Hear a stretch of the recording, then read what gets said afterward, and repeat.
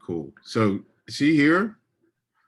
So Mhm. like if that was a 2 and this was a, this was a, 1.5, and this was like say a 3 or a 2.5 and back down to 1. Really what Mhm. we're saying is that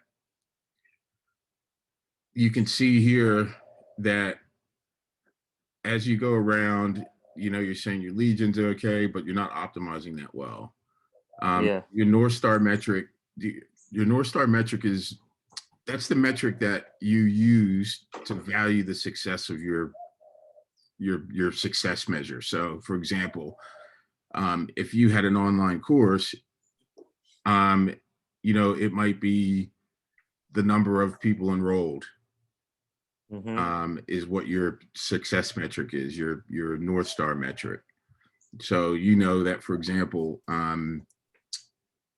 you need to have, from a profitability perspective, you need to have enroll, maybe it's 100 people a month or 50 Mhm. people a week, or or have at any given time 500 members. So Mm. it's whatever your biggest, that they call it that aha factor. Mhm. Whatever that is for your business, that if you have that, if that number's right, if that metric is right, you're a success. Oh, so Okay. the North Star, that's like the main one of the main markers of Yes. how you're going to Yes. define success. Exactly. Exactly. Mhm. And so then as we get shorter in this space here, it means that, for example, based on from your reviews and your generating referrals, you're out here at like a 3.5 or a 4, for example, Mhm. and this space is less than this space in here. Okay, Mhm. so it means that where you're small right here, it means that you've got all this room, to grow, Mhm. all this room to grow, all of this Okay. room to grow. Okay, all of this room to grow. Whereas over here, you probably are going to say, well, because I'm doing really well with my referrals and my testimonial, um, I really want to focus on, my awareness, or I really want to focus on my engagement, or Mhm. no, I really need this, conversion optimization, because that's what's really impacting my North Star the most, right? So how do you know, like, all of these? Is So, there any relationship of one to the other? And then a lot of times when you work on certain things and other things don't necessarily work out, like they're not as successful, I guess. And I mean, it could be all successful at the same time, well, but that's where your growth scorecard comes into play. So you're going to be able to determine, by looking at that growth scorecard on a regular basis, as to where the focus is going to be for the 90 days. Because you might okay. say, all right, look, I'm getting enough leads, but my conversion is so low on those leads. I need to work out and, improve my conversion strategy. So this is where the focus is going to be. And that might be, meaning that, we need to come up with a better, landing page, um, and fix some of the language or the communication or the offer, because this is that stage where, again, you're getting that micro commitment. So the leads are coming through, right, to where you're like, Mm-hmm. okay, it's not what I want, but it's good enough, because the problem I'm having is I'm getting these leads, but they're not converting. I got to make them convert. So Mm-hmm. I need to work on that offer strategy. All right. And Mm-hmm. that's sort of that inner relationship that you're talking about, where, um, one thing may impact the other, but we also know that we can isolate each activity to ensure that, we're focusing on the right things at the right time. Okay. We Because can isolate, we can isolate each activity. exactly. And And that's- you work on, I guess, what it looks like what we're getting at here is like assess where we are and then figure out a strategy of what to work on, since you can't work on everything at at the once. same time. Exactly. All right. And that's why Uh-huh. it's important to be really extremely honest about, how well you're doing these things. Yeah. Okay. So by giving yourself that score, then we know where we want to potentially work on it, because this area here is so low that, Yeah. we can come up with some strategies around improving your awareness. We can come up with some Okay. strategies around improving your engagement. Oh, so this is kind of a successive diagram. Like it starts with awareness, and then it as Yeah, we so it's go following that through. customer value journey where Uh, the customer is either problem aware or solution aware, or uh-huh. maybe not. Um, Uh-huh. and this also comes down to awareness is not just about the problem or the solution. It's also about the channels that you're using for them to be aware of you.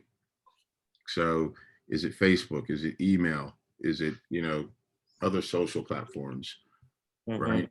So the channel, and then engagement becomes down to the content as as well as the channel. So everything always has the channel of the channel of engagement, the channel for awareness, the channel for that lead generation, right? And everything Mm-hmm. also has the content. So we split each of these segments into two parts, channel and content. And that way we So all, each one of those is split. yep, into channel and content. What is this diagram called again? It's just a spider graph, the growth audit spider graph. Okay. All right. So I'll send you this. All right. All right. So that becomes important, because then you can see here, I'll just come back to the other document, other screens. So you can see in here that your ascension pattern, okay, this is where we understand and start to work out, okay, what is your core product? How well are your customers moving up your ascension ladder, from the core product to an upsell, to upsell number one, upsell number two, upsell number three, however many different upsells or retention strategies and products that you have in place. Mm-hmm. All right. So ascension is not just necessarily the upsell, but it might be, Mm-hmm. we talked about, well, sometimes, for growth, you have a series of upsells, and people are going through your value ladder. But once the value ladder is finished, what's the next pattern for growth? Well, Yeah. So you dump. that You might be like. expansion. That might be like, Yeah. okay, it's time to create a new product. It's time to Mm-hmm. create a new line. It's time to create, a new offer. Okay. And that's where, you have these potentials to build on and improve on the level of your ascension. Okay. Same thing with your So, reviews. How are you managing reviews and testimonials? Right. If you might find that you've been pretty good at getting reviews for your entry level, value and advanced training, that brings them into your funnel, uh-huh. right? But maybe you're not getting enough reviews and referrals once they've completed your course. So we need to Yeah. be thinking about how do we manage that process. Okay. So when you have a moment, we want to make sure that you really are crystal clear, and you can like feed back to me, like right now, most of these are going to be between 0 and 1 because your business is not running. It's not Uh-huh. up yet, right? Well, I have, well, this is interesting. So I have this one client who I'm gonna probably be working with, but it's under the new name, but it's kind of an old the old service. It's not like it's up there automated, and I didn't have anything to do with it. It's like Gotcha. I'm talking to her, so I don't know if we would include any of that in this, or if it's just You can, basically like. you can, because you're going to be leveraging, like I said, you will be leveraging your lead gen, for example. Hmm. Your lead gen might come from people you dealt with in the past Yeah, for your old yeah, and service. that's where referrals too. Exactly. So it will come into play. It will come into play. Okay. So from that I guess even just from that perspective, you might be able to say, well, I think I'm going to be okay at generating some leads initially because I've got a client database of people I've dealt with. And then I think I'm also going to be Yeah. able to get some reviews because, again, I've dealt with them and provided them value. And then I think I can get referrals from them as well, and you might be at, it might be a 3, for example, on each of those, but everything else might be between the 0 and 1. And then that's where we'll start Uh-huh. to work out on that basis. Anything it's the lowest items on the totem pole is where we want to choose to focus on first. Okay. The lowest items on the totem poles where we need to work on. Yep, Is that what is you where you said? need to spend time. And then All right. you pick the one that you think is most relevant to, that you can improve the quickest, for example. Okay. So for example, if you think, I think I have enough content already that I can share to get for people to engage with, it might be, let's get that built up. Let's make sure that we've got all the content together. And that's ready to go. Right. Okay. Or you might say, now I think it's going to be the lead gen. I need to work on, I need to build, I need to get that, I need to focus on that part first, because although I do have some previous clients, it might only be, or a database, it might be so old that, only less than 5% of them are going to engage. Mm-hmm. So we might say, all right, well, we need to focus on the lead gen. What is that going to look like? What is the what are my lead magnets and my free value and advanced stuff? What is that? What do I know? Mm-hmm. Okay, so that's where again, we're going to make sure that we're really honest about what the starting point is, so that we know Yeah, that's where cool. to I'm put the good. most I focus. can I can be realistic with that, and I can also put down write a little bit about why, or a little detail about Mm, what my thinking was. yeah, absolutely, and that's what you do for each of these. That's exactly the best way to start. I'm a 1 Okay. because of this, and this. I'm a 2 because I think da da da da da da. Okay. Mhm. I know that, yes, my North Star metric is definitely going to be, the number of people enrolled in my service, Okay. because that's where like that's your, if I have 50 people a month, I'm rolling. I'm good. Right? If you have less than, and if 50 is and that number 50 is your number, for example, Mm-hmm. or for your North Star metric, then we know that if you're ever falling underneath of that, we need to work out why and what's impacting that. And that's where we Yeah, can dude, go backwards and say, well, this is good. yeah, cool, man, because That's that's where my when you go backwards and say, oh, well, I only had 30 or 25. What's going on? And we start looking at the conversion optimization. We start looking at how many leads were generated. And we can also look back to say that, oh, when we were doing really well with the lead gen, our North Star was also really impacted, because, we were converting X percent, but if we can actually improve that conversion, we also know that it's going to improve your North Star metric. That's Make sense? that's part of what yeah, when people were talking, Ryan talked about that, I think, on one of his videos, as you have a predictable system. Like a lot of times people are marketing by accident and have no idea, that have no knowledge of how to control it. Yeah, But if you're doing marketing right, you know exactly how to control it and what result you want. So like I have a goal written down. I have 50,005 people on my mailing list, because I yeah, know that generates $1 per month generally in revenue. So now that's an ultimate goal. Like it's not going to be now, but it's going to be in a point in the future, you know. But if I understand, like I have 500 people on my mailing list right now, so that's, you know, a little bit further off from my goal, right? yeah, Like but that's like, 100.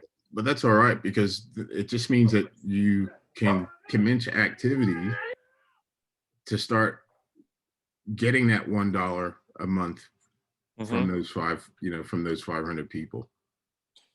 And Yeah, and exactly, because I haven't done nothing with them. They're probably half of them are, most of them are probably dead. But yeah, it's. I think like what I need to make the connection on is like, from all the work that I did over the years, that we all did over the years, to get a customer is like a really high expense, and but then to have a customer who's satisfied, going back into the testimonials, it's such a high value. And then retention strategy, we worked on some of that stuff, like how what else we can do for clients, so they don't, it's not just a once and done thing, so they can stay with us for a longer period. So that's, yeah, that's all. That's, now that I understand a little bit of that now from day one, I'm going to understand, okay, this is where we start. This is a product, and usually upsells, these are the downsells. yeah, These are like the referrals I have. Like I got referrals now for marketing, and I've gotten commission from referring people to my marketing people. So now they stay with me longer, but then they get serviced better too. So it doesn't always have to be a product that I'm creating that's exactly right. for the. Uh, That's exactly right. It can be someone else's product, because yeah. they're still getting value from it. You've allowed them to get value, which then builds that trust factor as well. And that's a really liberating, like that goes back to like even the sales part, like when, like what you're doing with me right now, in this general process. Like when I meet with a client, I don't have pressure. I don't have pressure on myself to have to sell them, really, you know what I mean? I go through the process of like, what do they really need? How can I help them? Can I help them, or can I refer them to someone that can help them? But if the main point is, how can I help them move forward in some way, then it's pretty liberating. For one, it's like, it's not just one thing, but it's like, you know, what do they need? And then it'll tell me like, okay, all these people are saying they need this thing, and I don't provide that, so let me go find it, or let me make it, or whatever. So, but yeah, man, it's kind of, it helps you mold your product, like what you were saying before, Yeah. where you put something out, you don't know what they want. I mean, only Steve Jobs knows what everybody wants and claims, right? So, and he was just right. I mean, Well, he was he was right, even but better. You know, he said, I'm not going to ask people what they want. I'm going to tell them what they want. yeah, nah, that's dope, because I never like, I I thought I thought that was the way, until I learned from like marketing people. You got to find out what they want. It's a lot easier, you Yeah. know. Yeah. So I think one of the other things that, will be helpful for you down the track as well, we'll make sure that um, your sales process changes to, and you're already on the right path. But it's got to be about giving. Yeah. Okay. You got to give, give, give, give, give. Okay. Uh-huh. Give away stuff, give away as much as you can, but for free. But you got to have the process built in that gives you what we call a trust trigger. And that Mm-hmm. trust trigger is where you actually make the first sale. So if someone came into your funnel into your ecosystem because they, remember you saw one of the posts I did where I said I'm giving away a free $1,800 value traffic plan. Mm-hmm. And that was one of the things you go, I need that. Mm-hmm. Well, we give away that traffic plan, right? And we introduce it, we give it away, we tell them what's included. But then once they commit to what's included, we come back to them and say, hey, if there was a way that, I could get you even more traffic with this, that, and the other thing, that's something you'd be interested in, right? And they always say yes. And you go, great. Well, here's what we do. You already got the free and that included this, and this. We covered all the, costs for this, that, and the other thing. We're just going to ask you to cover this cost and still get this, and this, plus all of this. And they always say yes, because it's a very low entry level price. It's usually less than $500, but they're seeing so much value in it. They already trust you because you've been open and clear about the stuff that you're giving them for free. And they see the value in the free stuff. Right. So, I'll show you that process down the track, but I think you have the makings to be able to, you're just going to have to think about that when you start listing out. I gave you that predictable sales canvas. So when you start looking at all of your entry level products, you start looking at all your lead magnets, you start looking at all your, all of your, everything that you can sell, every single thing you can sell. That's where you're gonna. Did you say predictable sales process? Is that what? Predictable sales canvas. Canvas. Oh. Yeah, it's in one of those documents I gave you. Okay. All right. Mm-hmm. So let's look at the framework.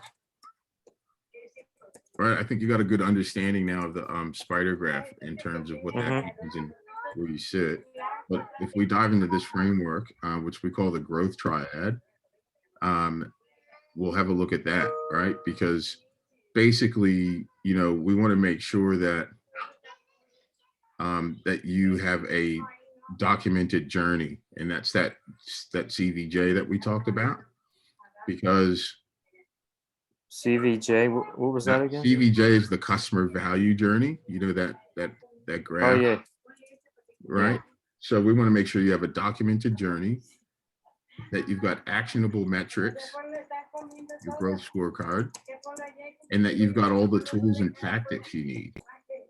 All right. Because those are the three things that you can constantly refer back to ensure that you're doing the right things. Because most people, are sort of stuck in the mud, right? And you can see where the overlaps are. They know where, you know where you're going, but you don't have the tools or abilities to get there. Right? Other people are, like a bull in a china shop. There's lots of activity. And you just mentioned this before, about 30 seconds ago, but no idea what's working. Okay. And then you have the one-hit wonders where the tactics work until they don't, right? Because they don't have a unified framework for predictable growth. And it's that area right there in the middle where we've got all three things working that provide us with that predictable growth. So wait, okay, tools and tactics. Oh, okay. So if you just have tools and tactics, it's a bull in a china shop, or that's overlapping with what's the documented journey? That's right. So if you just have tools and tactics, you're like a bull in a china shop. You don't really know there's lots of activity going on. You're doing lots of things, but you don't know what's actually working, even though you might be getting some results. You're not sure where the results are coming from. Okay, Right. and then actionable metrics is stuck in the mud because you're just looking at numbers and you're Yeah, lost in so that. you know where you want to, you sort of know where you want to go. Hmm. But again, you sort of can't measure it, right? Yeah. You need the metrics to be able to tell you what's really working. Hmm. Got it. So if we look at the documented journey, which is the customer value journey, so you can't have predictable growth if you haven't first documented how strangers become prospects and how prospects become customers and how customers become, raving fans and referrers of your business. All This right. is my favorite diagram, man. I like this Yeah, customer value journey. this is so vital. And Hmm. the cool thing is, when we start talking about a sales process, if you start think of a bad sales process, right? And then think of a good sales process. Usually the difference is sequence. Okay. Yeah. Because sequence matters. Uh-huh. Right. And you can see here where, prospect sees an ad, finds you in a search or hears about you from a referral. And then they engage with your content. They read your blog, they watch the video, they're on your social media. Then they've opted in, to receive some, content that, that they perceive as value. And then you convert them to, you know, a, a customer with that micro commitment in either time. Okay. It's either time or money. Okay. Even though don't let the dollar sign fool you there, you know, don't let that dollar sign fool you because it's really an exchange in time or money because time is, your time's valuable. I know I took when I met with this for this client right now, I've already had like 3 meetings with her, and it's like it's valuable, but I don't look at it like that. It's like I wouldn't charge them for that, but I look at it as like now I understand. The more I understand about them and can articulate it, then the more they know that I know what I'm doing and that I care about helping them, and it's automatic, man. Like if I'm dialed in and engaged with them, like hearing their story and just Yeah. start spitting out ideas, then it's yeah. So that's where is that at now? Which part? So that's in this area. Because I can't see your mouse. Whoop. Can you see? Convert. So Yeah, convert. Yeah. makes a small purchase, schedules a demo. Okay. Oh, so you're saying that's not just their commitment with money; it's their commitment and time to sit with Yes, you. exactly.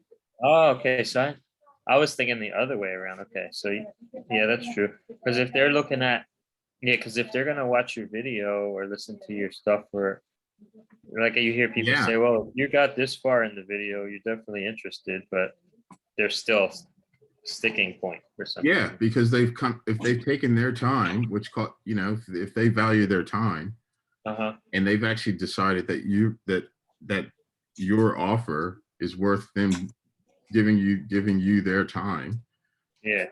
for a webinar or for a, small purchase. And that's where you're going to start to be able to figure out in your sales process, in your products and services, what can you offer at that stage Yeah. to where you can actually start recovering some of your costs, right? Because So we need to have an offer at various stages. yes, because for example, you've already done the maybe the opt-in is for someone to have they've watched your initial video that's showed them how to do something, but you haven't showed them what to do. You just told them how to do it. or you told them what to do, but not show them how to do it. The second stage would be, hey, I'll show you how to do this. And it's only going to cost you this. Right? It might be, I'll show you how to actually, now that you know what to do, if you're struggling or you need a hand with that, we have a done for you service that, that costs, $4.99. Now it might be worth $2,000, but and they know that typically that something like that costs $2,000, but you're saying it's $2.99. It's giving you a really good opportunity to further cement your relationship with them. Also, to further impact the trust and authority basis, because they're going to see extreme value in that, and it's helping them move faster in the process instead of doing it all themselves. Right. And that's where the value comes in, like, because most people want to do stuff quick and fast. Yeah. So if this is an offer that is going to now allow them to actually move along faster to their end goal, well, they see extreme value in that, especially when they know that it normally would cost everyone else they've spoken to, it costs $2,000 to $3,000, or it's $1,500, or it's that 1997 or whatever those, those numbers you see all the time bouncing around. But if you start to look at how you can change your sales process to that giving factor, and then being able to create that trust trigger stage, you're going to have a much higher closing ratio, and a higher value client, that is going to ascend through your funnel into your core offer, because they just have been getting value the whole way along. So it becomes really important, but it's the sequence that actually matters. And that's why, if they haven't accepted that offer, you need to make sure that you've got a return path to bring them back in and re-engage them with something else that they're more interested in. And that's why it's important that you have your whole list of products and services, so that in advance, okay, if they're not interested in this, then the next thing I need to offer them is this. If they're not interested in that, the next thing I need to offer them is this. So you can keep coming back to them until they get that actual value and they're excited about it. And then it's easy for you to now make your core offer. But sometimes the core offer isn't the right one. It's something else that you have in your product line that they actually want. So you need to be able to send them back into the process. Yeah, that just reminded me of marketing. Like sometimes the one message doesn't hit someone, but then another message will hit the same avatar. Let's say the avatar has 3 things there that they tune into. It would be like children, like leaving their job, or like certain ads will capture you. Yeah. And then, like, I guess it's related to the offer too, right? Certain offers, they might not want an audio program. They might want a video, or they might not want a 90-day course. They might want a 12-month course, or they might want like a 2-hour course. Like, so that's why you need to have different offers. That's right. That solves the same problem. I guess I never thought of that. I'm just thinking about that. That's it. That's exactly it. It solves the same problem, maybe in a smaller bite, more bite size for them. But at the end of the day, you're still offering something that they're going to get value out of, because essentially you're still going to get them to ascend to your core offer. And at that stage, once they've gotten that value, because sometimes they still need to build the trust. They're still not sure if it's going to be worth the $1,200 or the $2,000 that you're offering. So you can come back in, and if you splinter your core offer, and you break your core offer down into the 10 different things that make up the core offer, you come back to them with another little piece of that that says, hey, well, you know what? Yeah, maybe you're not ready for the full thing, but how about trying this? What do you think of this? And boom. Oh yeah. It's another $2.99 piece, but it's easy for them to consume. They like it. And then eventually, you might have gone through that cycle 3 times and sold them $600 worth of stuff. And they go, you know what? I might as well just get the whole $2,000 thing because, this is really good. And now they've got that trust. And if you don't have that whole process documented, well, you're going to be sort of just traveling blind. And if the sequence isn't right, then it's going to be completely ineffective. And that's where you start to end up like a bull in a china shop, because you're now. So what's the last thing you said? If you don't have it, did you say if you don't have the offer? Yeah, so if you don't have the offer documented, the process documented, you don't know where to send them next. And okay. if you don't have the sequence right, then you're just really being tactical, like a bull in a china shop, where you're doing all this stuff. You got all these tactics, but you have no idea what's working, because you can't pinpoint it, because you don't have the documented process of where they are in the journey.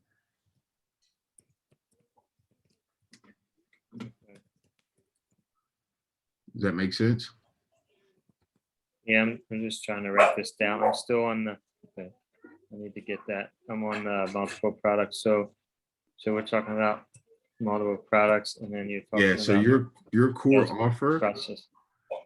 You take your core offer, which your core offer might be a 12-week course that includes this, and this. And you might have all these resources. You might have a segment where you also offer, a done for you. You might have, it could be, a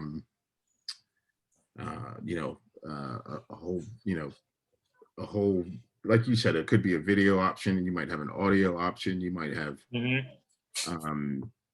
a whole bunch of different products that make up your core offer.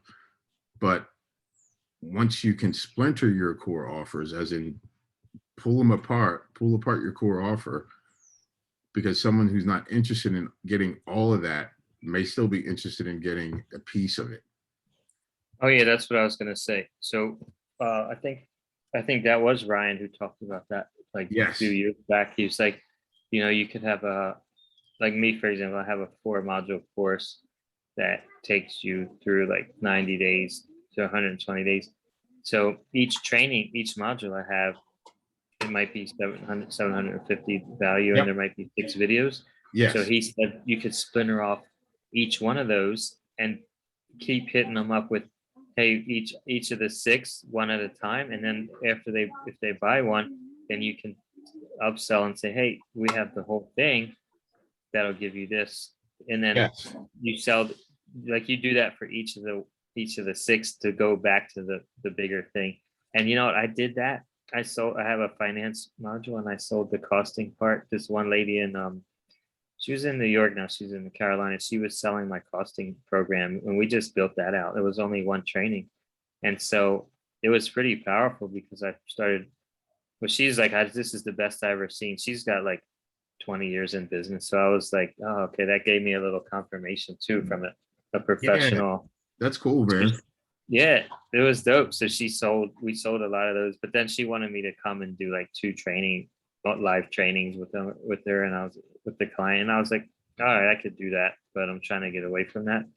So yeah, anyway, but you know what you do? Because you probably didn't value the time enough, or didn't have the confidence to charge what you should be charging for that. So for example, if you're offering that online, and it's it's a $750 purchase, but Mhm. she wants you to do it. She wants you to come there and on, in person, da, da, da. Well, yeah, we can do that. You're going to pay for my flights, my accommodation. And it's also, $3,500 a session. Yeah. Yeah. And you'll What I find did when was, you say it like that, that they go, you'll be surprised that they go, yeah, no problem. Let's go, because mhm. they want it. They got the value from the online piece, Mm. and they're thinking, oh man, imagine how good this will be in person. Oh, okay. So you can't be afraid to really put the value in the time, what your time is really worth, because you can fly across the country 6 hours to New York, and the time that you're spending with them is time that you can't get back. Yeah. You can't get it back. So you Well, gotta, yeah, that's a good point, because now that you're talking about splintering the offer, what we did with this one was I said she wanted to know like what it would cost for me to like do like a training over the phone with them, and so then I was like I broke it down into like the videos valued at this much, and then live consulting is this much. So I mean, but now that you're making me think about Splinter, because that was a Splinter, but I stopped there. I didn't go back and and the reason you stopped is because you realized that even for the price that you offered, you didn't want to do it. yeah, I didn't want to do the live stuff because I Yeah, can't but grow. I can't scale that. If like no, if I'm that's trying right. to hang out But with my kids and then they want to do a consulting session, I have to be somewhere. But it, versus like the video, it's I can sell like I always assimilate it to Jay-Z. Like he can sell one album or he could sell like a million with the same. It's no more effort basically. yes, and that's why you have to put the right value in it, because Hmm. people undervalue their time. They'll undervalue your time. People won't respect your time until you actually price it right. So if you said to her, "Yeah, I can do that. I can come out there. I can do that. That's $7,500." Yeah, that's kind of what I need to get to. Like 10, I need to get to a multiple buyers at like 10 grand, 10 grand a pop, Well, whatever it then, is. yeah, because And then you don't make have a. actually a group though, not one-on-ones. I need a group.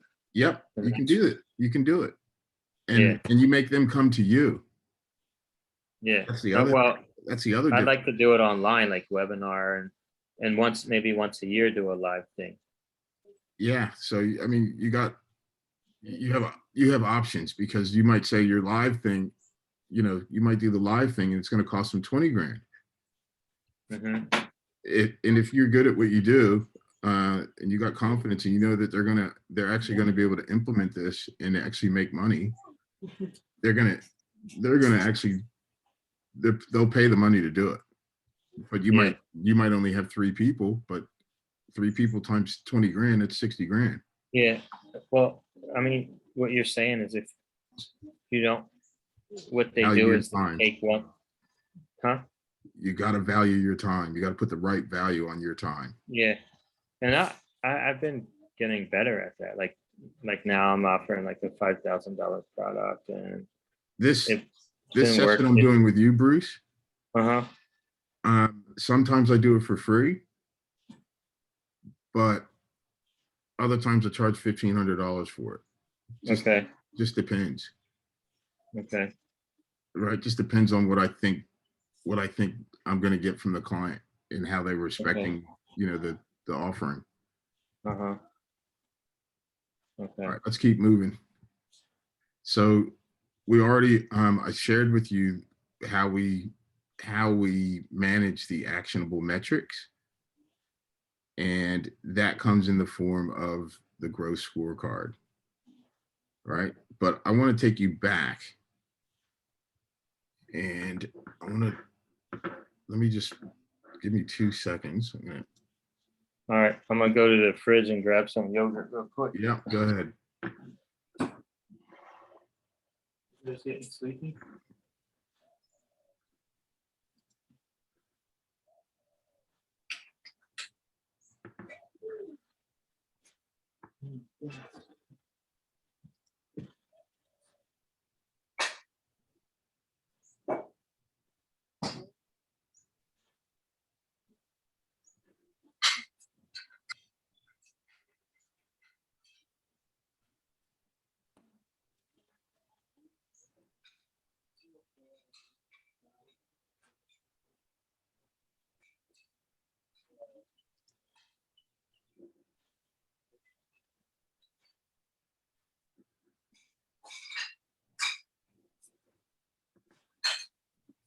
You okay, son?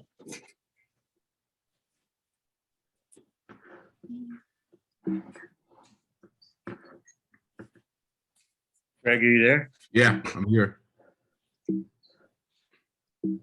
Um, so I'm going to, in a few minutes, I'm just going to transfer to my phone because I'm going to break out because they're going to go to sleep. So Yeah, we'll be yeah, good. I'm of just course. going to have a pause so I can get on my phone, All right, cool. and then I'll be good. But let me I'm good for now. In like I think like 15 minutes. Okay.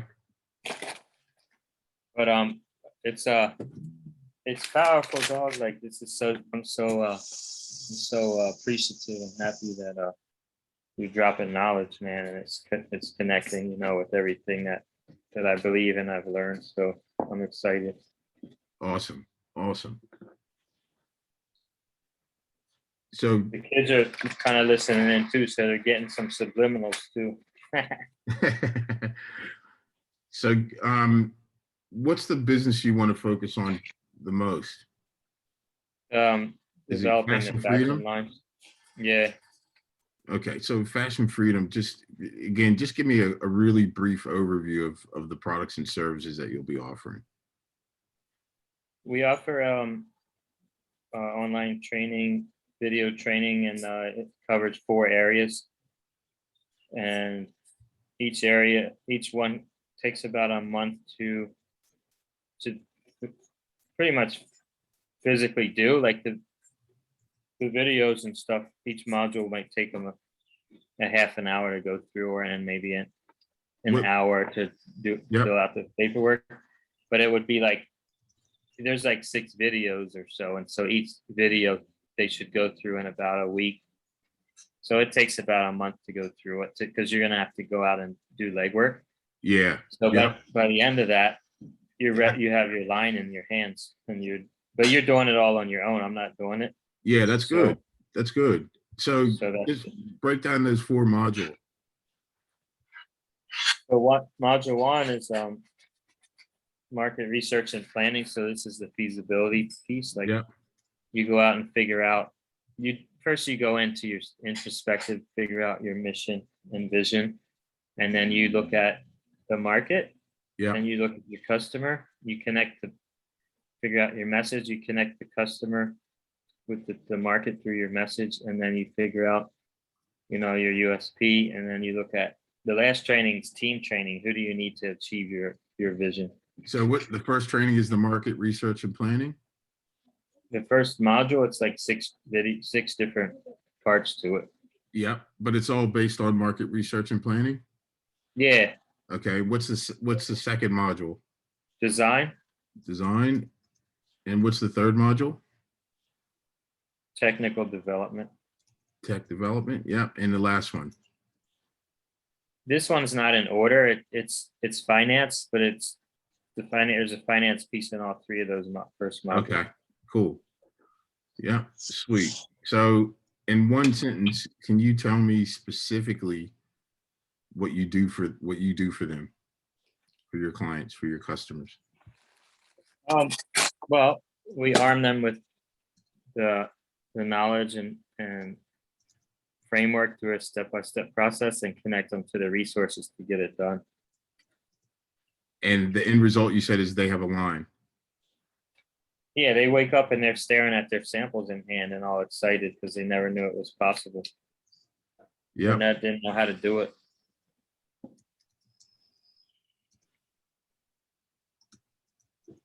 So provide knowledge to create a fashion line. And in 4 steps, Mm-hmm. or let's just say in a step-by-step process.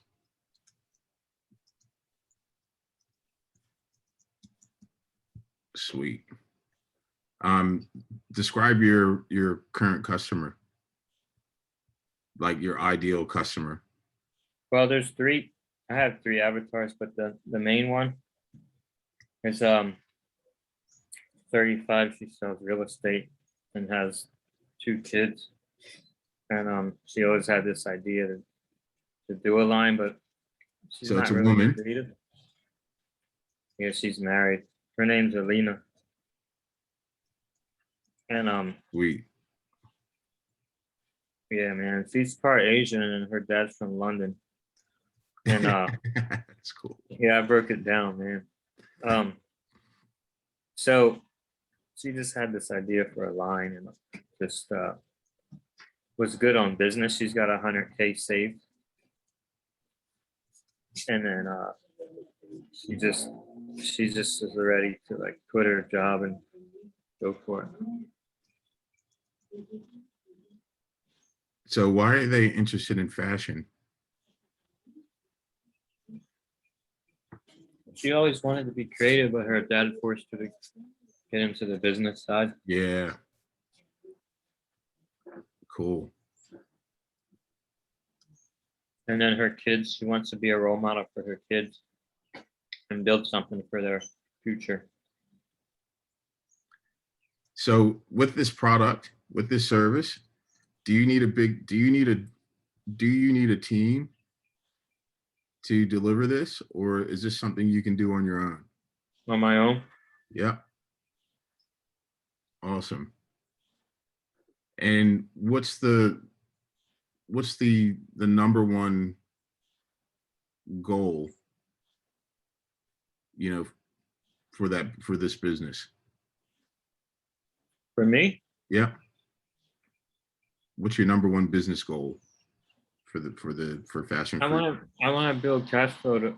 I want to build, well, I want to be the go-to resource for people who want to follow their dreams and like get the short path to get there.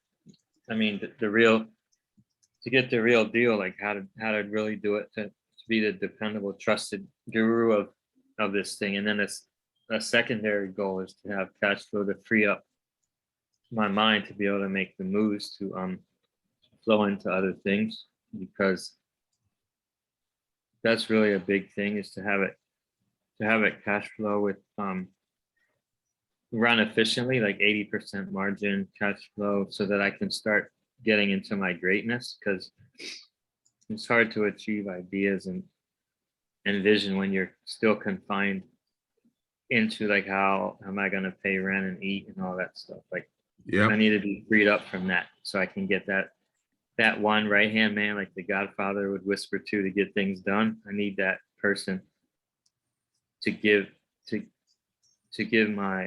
brainstorm with and to have them execute on what I need done. You know what I mean? So just to be freed up from all that physical stuff so I can just take off. And then, to be with my kids, like I'm missing their stuff now because I'm not there and I'm working and I don't live there. So like that kind of stuff, I need to stay connected with them. Yeah, perfect.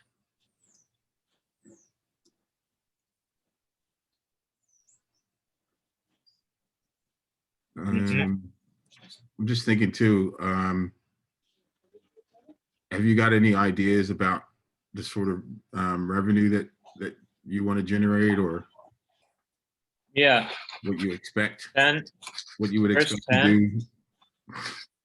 10, 25, and 50 is my 3 markers. Yep, per month. Yeah, and then I want to do like 80% margins, because I mean, I know you can't net when you start getting into a high tax bracket, like it's hard to net 80%. You got half of it's taxes, but those are my goals. revenue wise, and then I've broken that down by product and revenue and how many customers I need at each product. I've done that before. Perfect. But I mean, that's just the start, because you're still under $1 million in sales with that. That's 600K in sales. So it's very good. tiny. Yeah. But once I get to like, 2K and 10, it's just a downhill from there, because you're already, once it's automated, I mean, even 500, once it's automated and working, then it's just a matter of scaling it. Yeah, perfect. That's good. So that Mhm. recurring revenue model, starting at 10K a month, 25K a month, up to 50K a month, which is your 600 a year at 80% margin. Mhm. Yep, cool. What do you, I mean, you've given me some examples of what you've done. Like, what's worked well for you?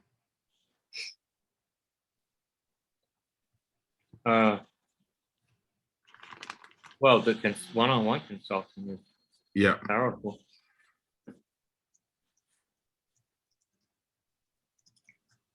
You mean specific? Yeah, just that. An example. Yep. Your one-on-one consulting. I remember you said that, you mentioned, like, for example, the finance thing for the lady, the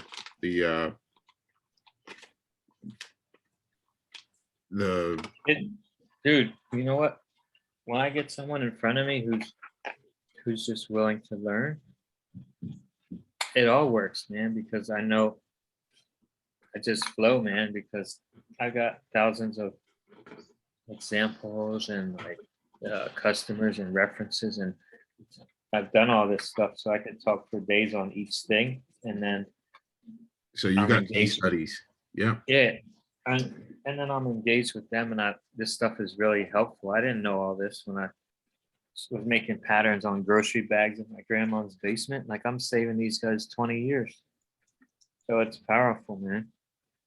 And I love it, and they love, without they look in my eyes and say, without you, I wouldn't have been able to follow my dreams. And it brings tears to my eyes, because I'm able to help somebody with that much power and knowledge. And Yeah, you gotta, man, we gotta get you up and running quickly, man.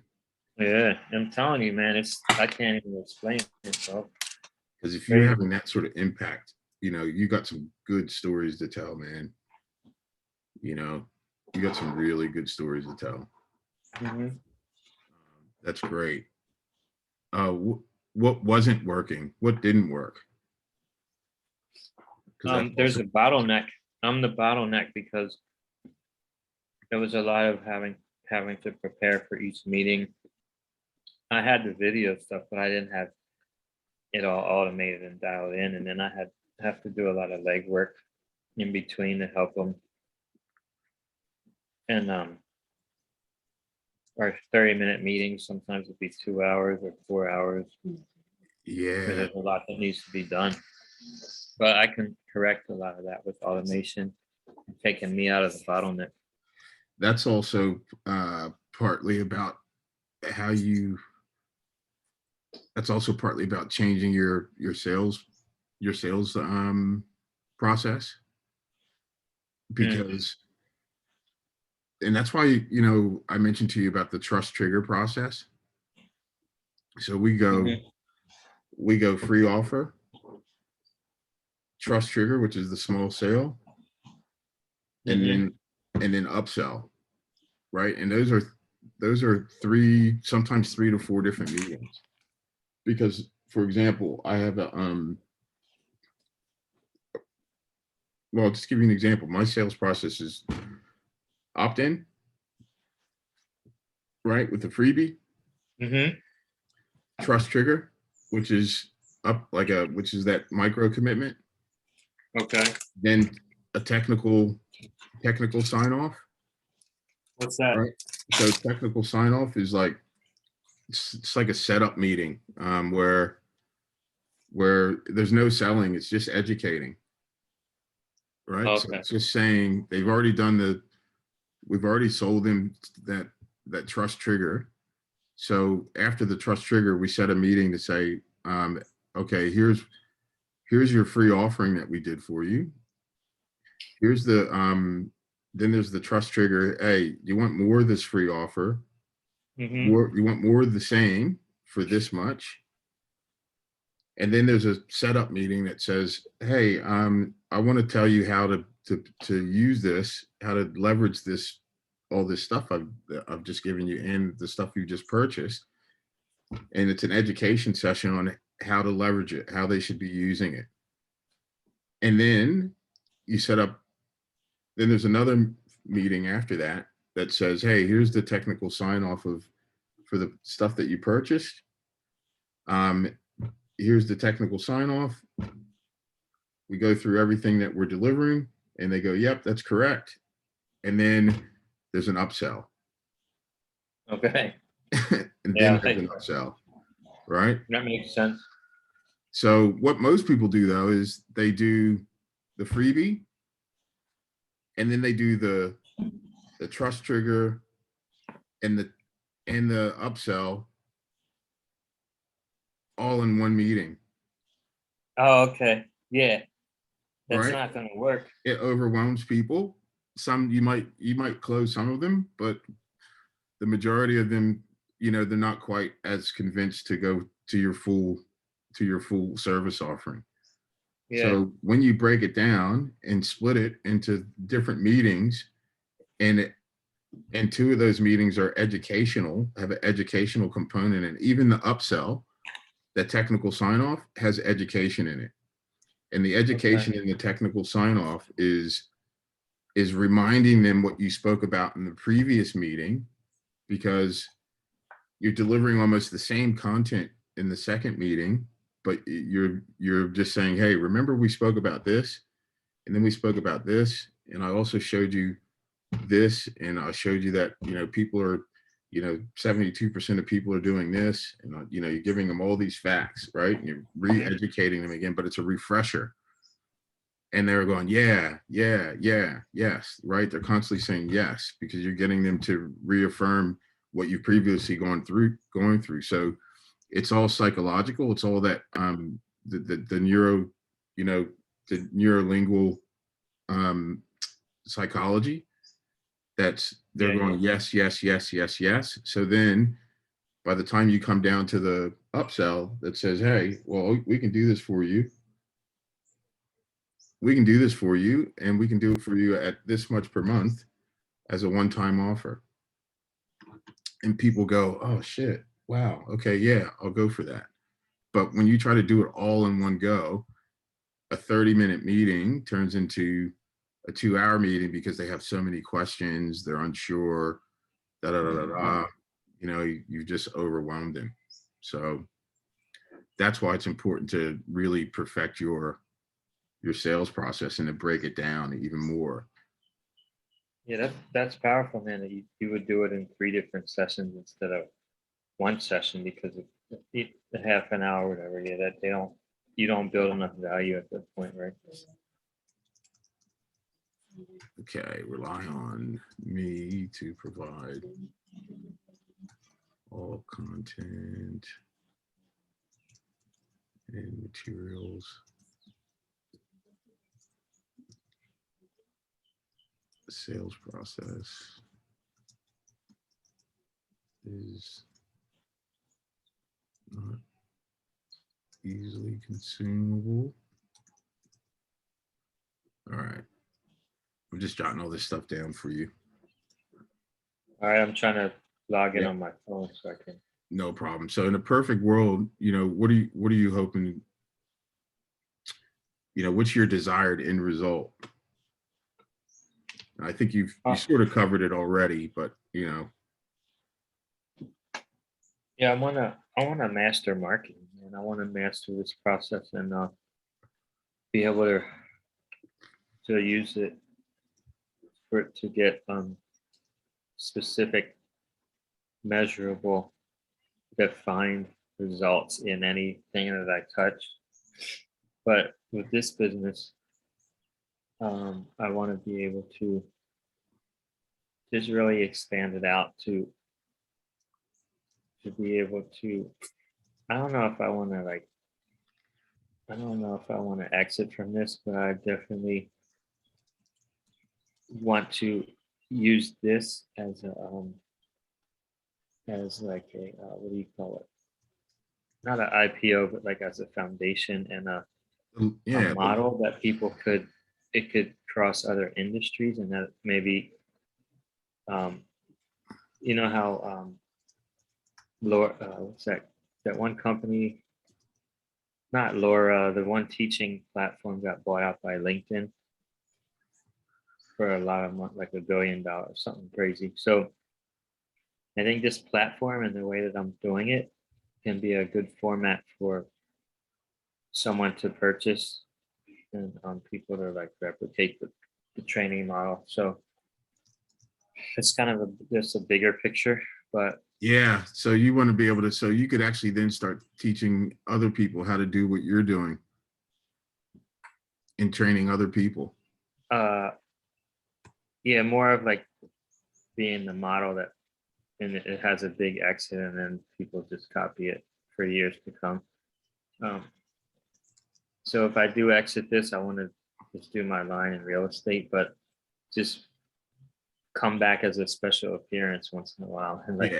But teach. think And about then, think about it just from this just from the perspective of the fashion industry for now. So would I be right in assuming that once you get this down and you're teaching other people how to start their line, to get all the finance, from start to finish, step by step, they have a fashion line, and then ultimately you can convert your training model into a business for other people who want to help people start a fashion line. okay, so what I like the next So step would be for people, yeah, have successful clients and then come back and bring them back as a mastermind to do a yeah, where they're mastermind, where you're actually teaching them how to teach other people or what we you just what you've taught or them. we just come together and we start talking about bigger things like how we're all going together at the next step, and then we could teach the existing client, yeah, we could teach the the new clients stuff. They're being they're being testimonials, but they're actually doing more than that because we're teaching each other through a mastermind, and then the original clients can pop in and listen and see success stories. So they're actual live testimonials, but they're not just doing a video and that's it. They're actually learning from this mastermind group. And it could be free at first, and then we could charge, and then we could also connect with other industries. Like we'll Yeah, be a fashion mastermind, then we could connect with like a financial mastermind group, and then we connect with like a marketing mastermind. So we're all helping each other and we all use each other's services. So it's just it's one train car, yeah, and we connect to other trains to make it a big movement. gotcha. Yeah, and let me ask you this: um, what's your growth capacity like? Specifically, how much revenue growth could you handle without having to make a substantial investment in people or technology? Well, when you say growth, So essentially, like to get you moving and start generating some revenue. Recording in progress. sorry, I'm switching my. Yep, I just added you, so you can hop out of one, get into the other.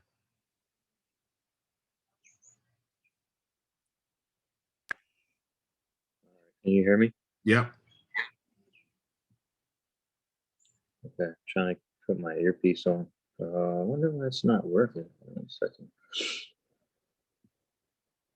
Because what I'm trying to do right now, Bruce, is sort of help you get to a point to really understand and determine any growth limitations, Yeah. and also how much how much you can actually afford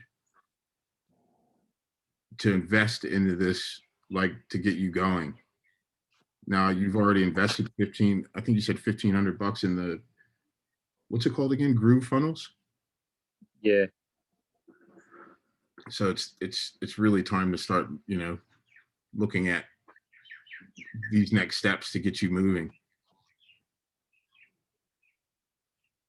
So I haven't heard that question before, so that was a good question. How did you articulate that? Yeah, so like specifically, how much revenue growth could you handle without having to make a substantial investment in either people or technology? In sales, you mean? Yeah, Oh, you said revenue growth. for you to Revenue start, growth. yeah, for you to start generating some revenue, like how much can you invest? And I've already said you've already invested $1,500. What else, what other limitations might you have, or what else can you do? How much I think. can you grow? How much growth can you handle? Like if we got you started, and let's say your funnel blew up and you were getting, you were generating 25K right off the bat. Mhm. Like, can you handle that? Were you set up to handle that, Well, or would that put you in a disadvantage to delivering a quality service because you need more people, you need more help? yeah, I know what you're. So how much understand the revenue can question, you but generate?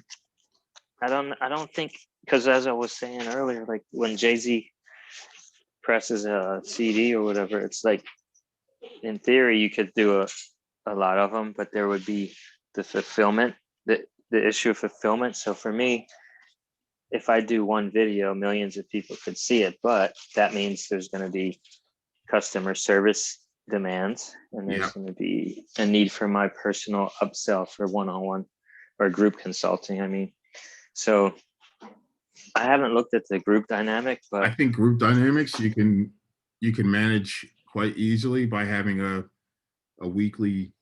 You'd end up having a weekly live call. yeah, That's do that. that's how you manage that. And then, so I think, essentially, and from the customer service perspective, it becomes the same as well.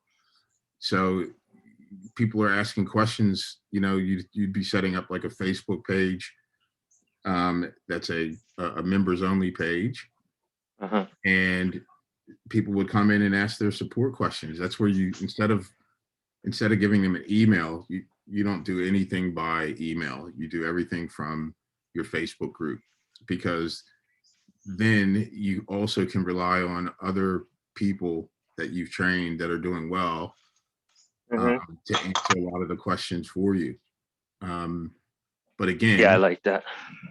most of the questions you can take. You can have people log in support tickets through. You might need a support ticket system, but I don't think so. I think that you can actually answer everyone's questions in a regular call, and you might pick the topic, and it could be a training. Essentially, most of the stuff that you would do, um, you've already provided them the answers in their course. But what happens Hmm. is people want immediate. They don't want to go dig back in. So Hmm. they're going to ask you simple questions that are already in the training course. So then you basically will have an online, you'll have an online live call where it's a training, and you're going to pick a topic, and Friday you might end up doing, because your time has already been invested in the creation of the course. So you're now freed up you might have three different sessions. Um, a week where, it's related to the particular modules that you've delivered. Yeah, dude, that's it. That's it right there. And So that makes sense. So now the question is how much can I handle? Because there will be at some point, using the available technology and my time, there will be a limit to what I could handle. yeah, so I mean, you can do it in a number of ways, because you can actually have, you can have a, you can have a, you can create like an inner circle group, Mhm. and that actually becomes, you should write this down. That inner circle group, which is your Facebook group, you might have one for finance, you might have one for module 1, you might have one for module 2, or you could just have an open inner circle group for the whole package. But what happens is you're also able to say, to be in the inner circle group, where we're giving you gems and we're giving you dropping dimes and dropping knowledge all week long, it costs $69 a month. Oh, so it becomes a membership. Yep. Yep. And people that get in it are getting the best of your value. And that's where your one-on-ones, that's your one-on-one. But it's one to many, but it's you. It's the person who's created the course. It's the expert. They have access to the expert once a week or 3 times a week, for an hour. And you can take questions, or you can actually just do a scheduled training based on some of the stuff that you've seen come through in your group as a question. You go, hey, these are the questions I've been getting a lot of. We're going to cover a training on this today. Boom. So that could be included in the product as well, or it could be like an upsell. I'd use it as an upsell. Mhm. You use it as an upsell. But then you could have 2 groups. You could have a normal Facebook group, but then you can have your inner circle group, which is the one that they pay for. Oh, okay. And then that's going to be more That's going to be detailed.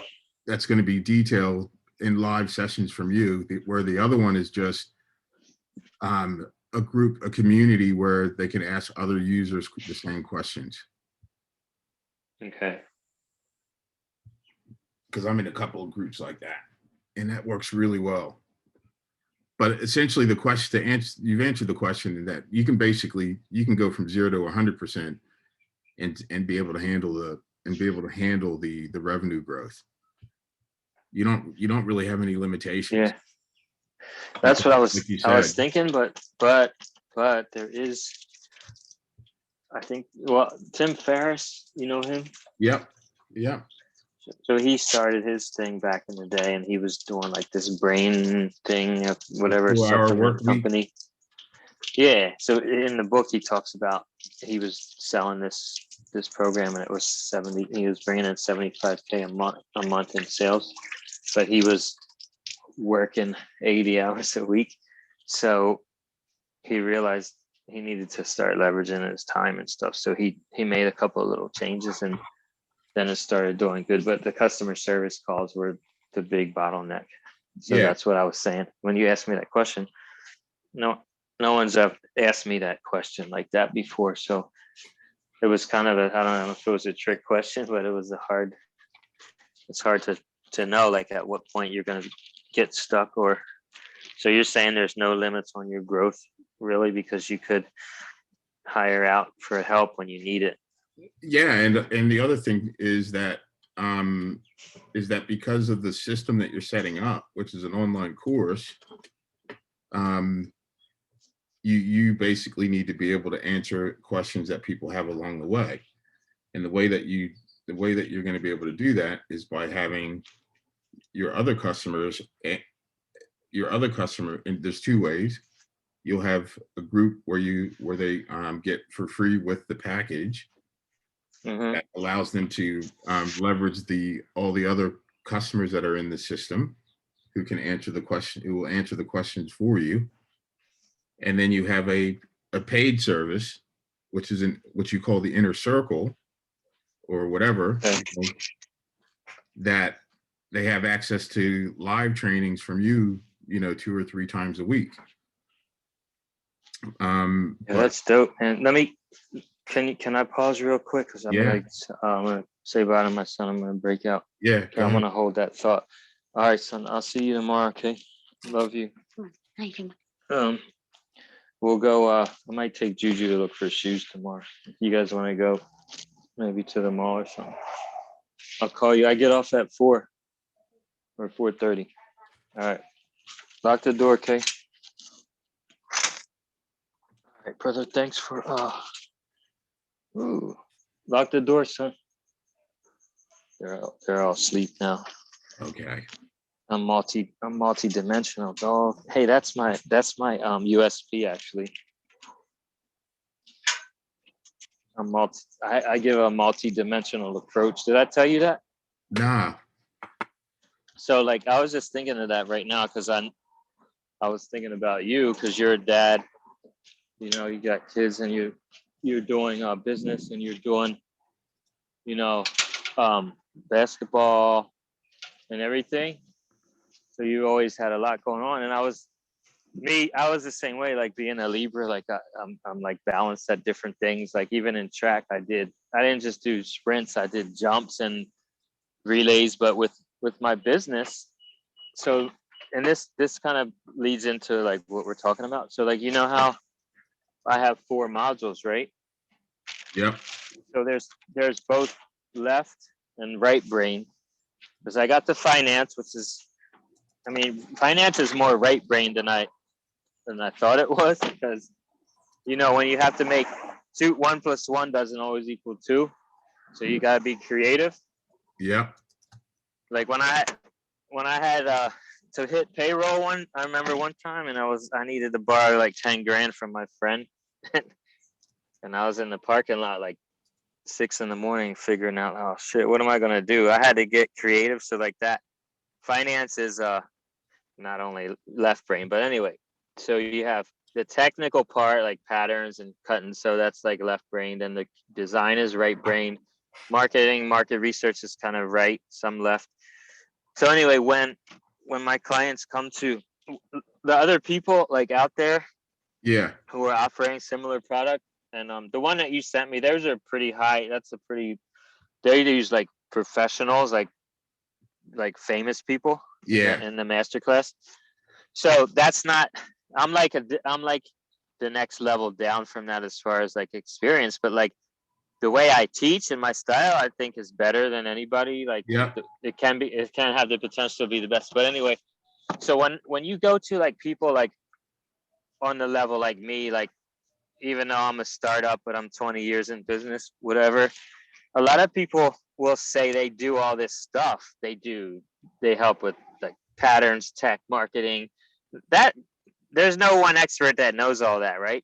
So they'll usually be like, well, I'm a pattern maker, but I help people do other stuff. Or, I'm a salesperson, but I help, to do production or whatever. But what I do, and I spent a lot of time learning all these different pieces of it. And I like, engineering degree, perfect example. Like I like numbers and I can be analytical, but creativity as well. Like I'm always being creative. Like, so I'm not afraid of both sides. Most of my clients are either on one or the other. Like my avatar, Alina, is real estate. She's analytical, her business, but she has kind of a hidden creativity. But most people, like this one client, she was the head designer of Ralph Lauren dresses in New York, and then she moved out here, came to me for help, and I was like, what can I tell her? She's already the man, you know what I mean? But then Yeah. she's like, it just fell into place. She's like, oh man, a lot of your marketing knowledge is like really helpful, and like the numbers part, you make it easy. So I'm like, oh, okay, so I can help people who are like working with Ralph, So I have a multi-dimensional approach and solution. So like if you're talking to me about your line, I'm looking at the concept. So I'm looking at marketing, and then I'm looking at design, and I'm looking at how I can see how it's going to be produced and cut and sewn, and also all the finances that go behind it. So when I speak to you after I'm listening, when I speak, it's not a one-dimensional. If you talk to an accountant, he's going to talk about accounting. If you talk to a lawyer, he's going to tell you how to protect yourself, but knows nothing about design. I'm not a master at any of it. Like there's people better than me at any of it, but when you put it all together, you can't touch me, man, because I can put from A to Z. I understand a lot of it enough to go get the expert and speak their language, Yep. and I put it all together. So I'm coming up with a full solution. So that's really powerful, and that's pretty much what makes me the best in the world. At people are going to see that, I'm the best at the whole thing. But anyway, that's just a side note. But tell me, all right, I wanted to really focus on what you were saying, man, because no one's ever spit that at me before, and I'm just like, I want to make sure I get that, man, because that's powerful.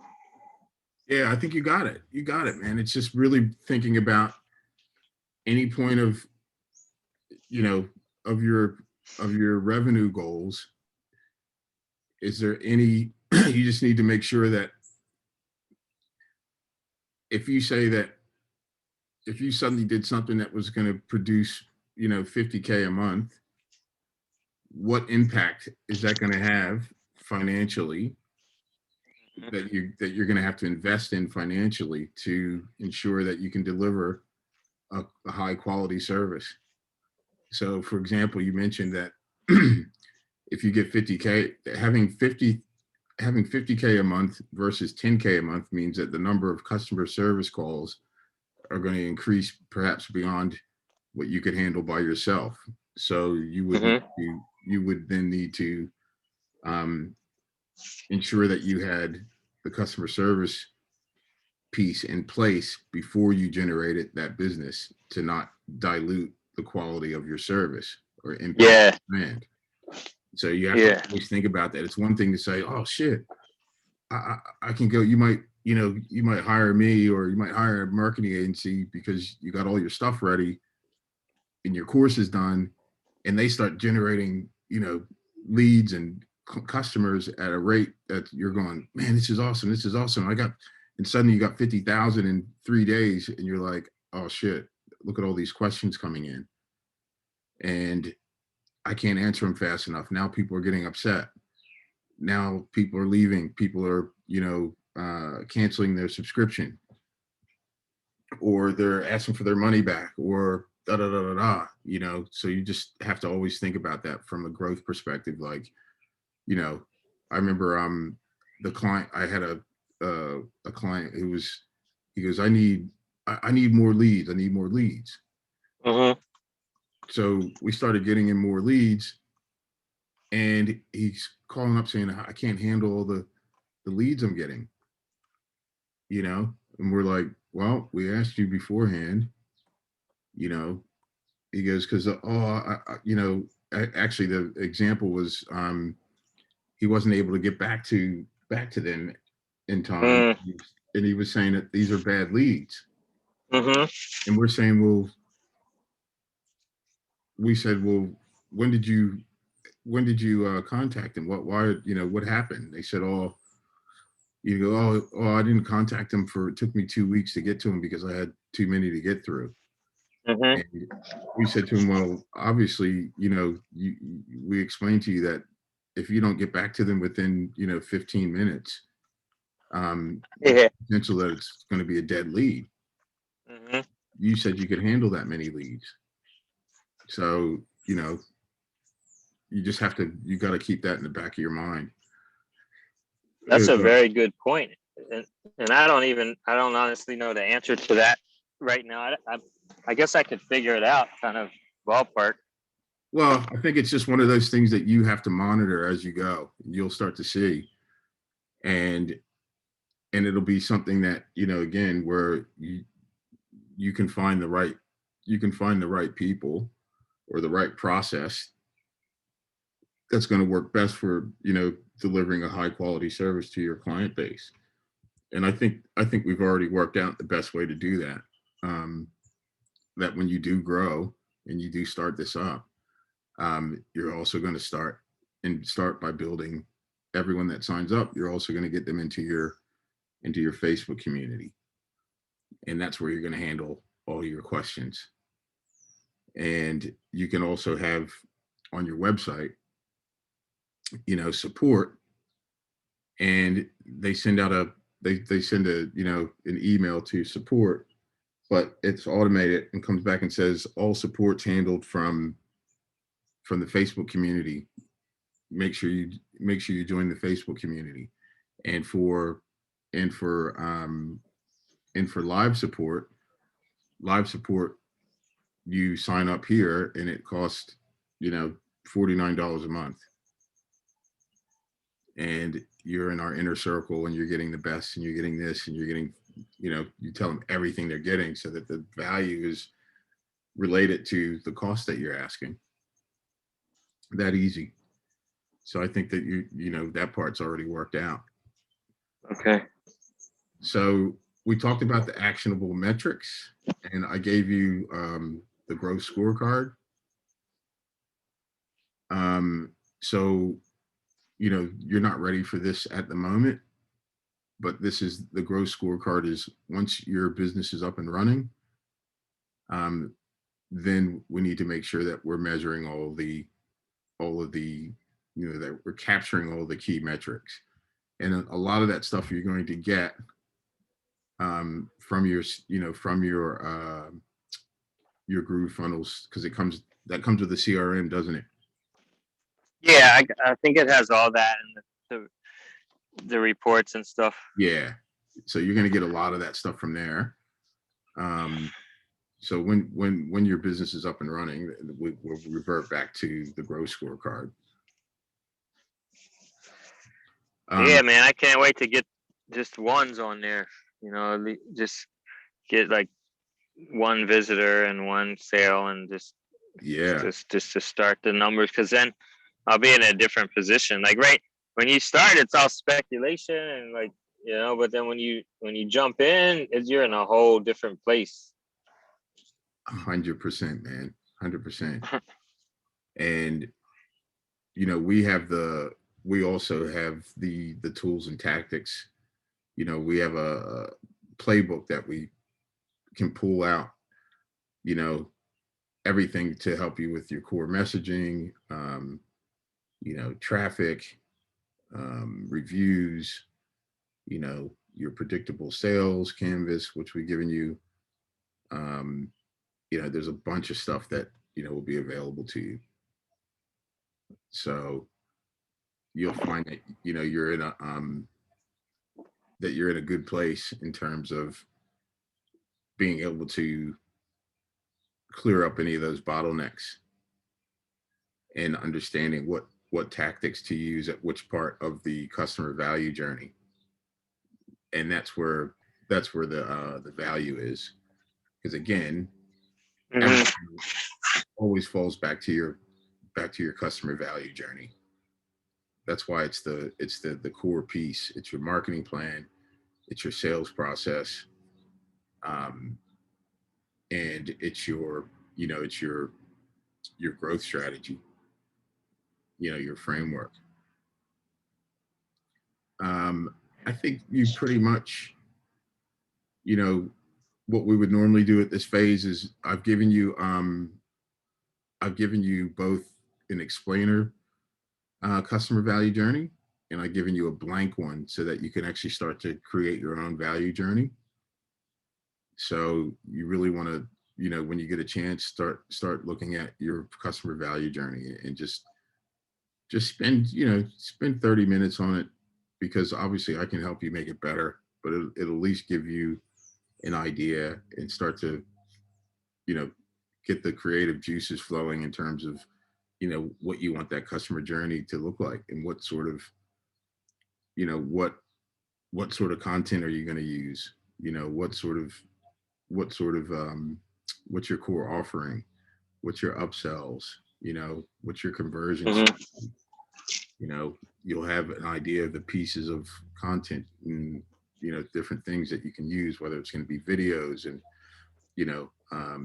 we know that the course is going to be videos, but your lead magnets may be videos as well. Some sort of value and advanced training to get people into the funnel. Are you going to use what sort of advertising are you going to do? How are you going to make people aware of your product? You need to think of that, of your product and service. Is it going to be Is it going to be organic? Are you going to, are you going to hop online? Um, you know, you know, reach out to people in LinkedIn, or, get into some Facebook groups. Where are you gonna generate your traffic from, and let people know that you have a solution to their problem. Um, and you just work. Dude, that's a big, that's kind of, that's a big topic right there, man. That's what I've been thinking about for a long time. And I looked at different like LinkedIn courses and all that stuff. So, Yeah, just understand that traffic is never the problem. Traffic will never be a problem because you can buy traffic. Okay, traffic is not the problem. The problem is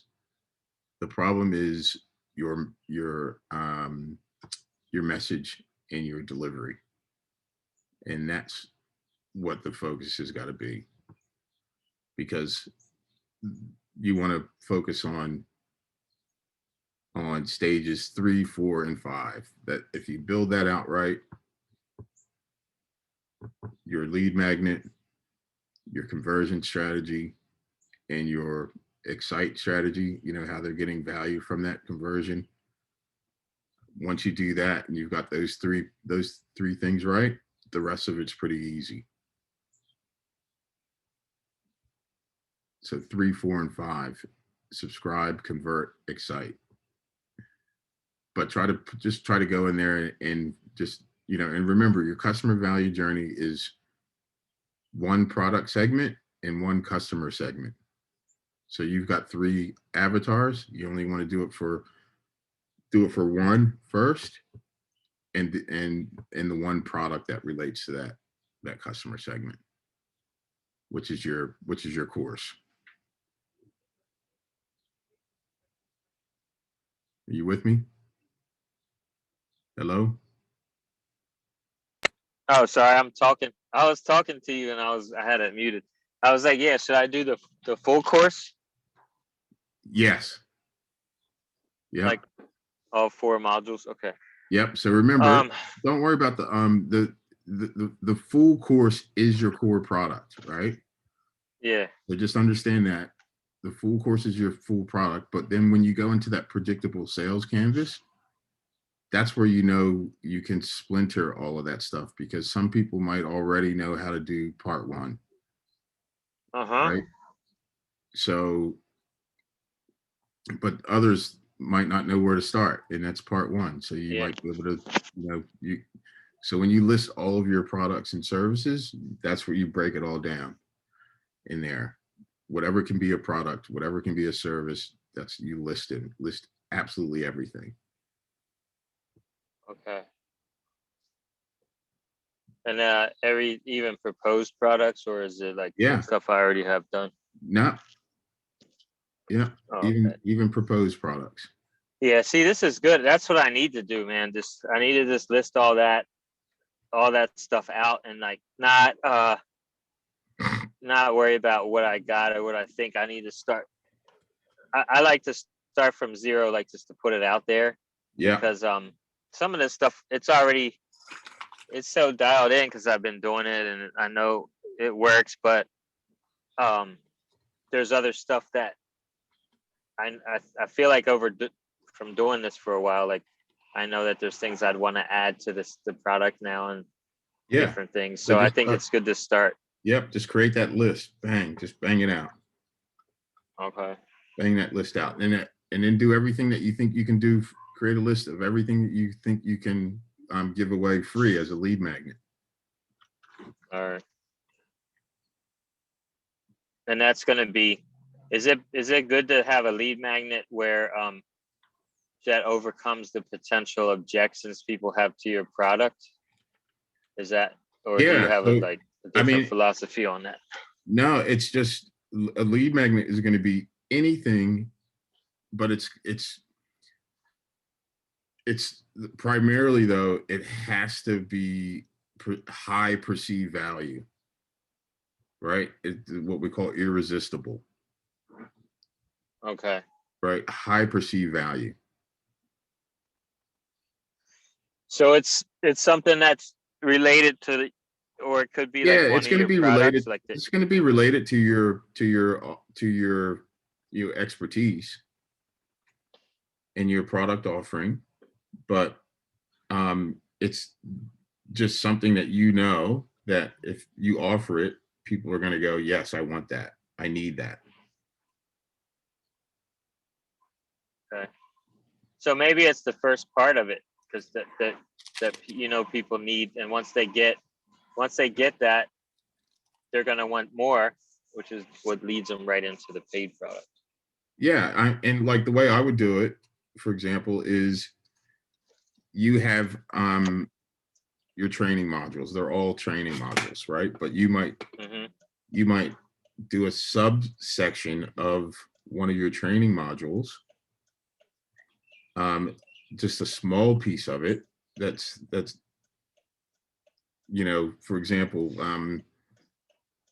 you talked about how your product is the market research and planning is module 1, right? That has 6 different videos in it. And part of that was the messaging. So you might say how to you might do a lead magnet is a training on how to get your messaging right for your for startup fashion line, to generate to get customers. Okay. As an example. Yeah, that's good, man, because well, sometimes they don't know what they need, but I guess it has to be something that they, like you say, high value, so they're gonna have to, because some of this stuff they're not even aware that they need, or they need to know.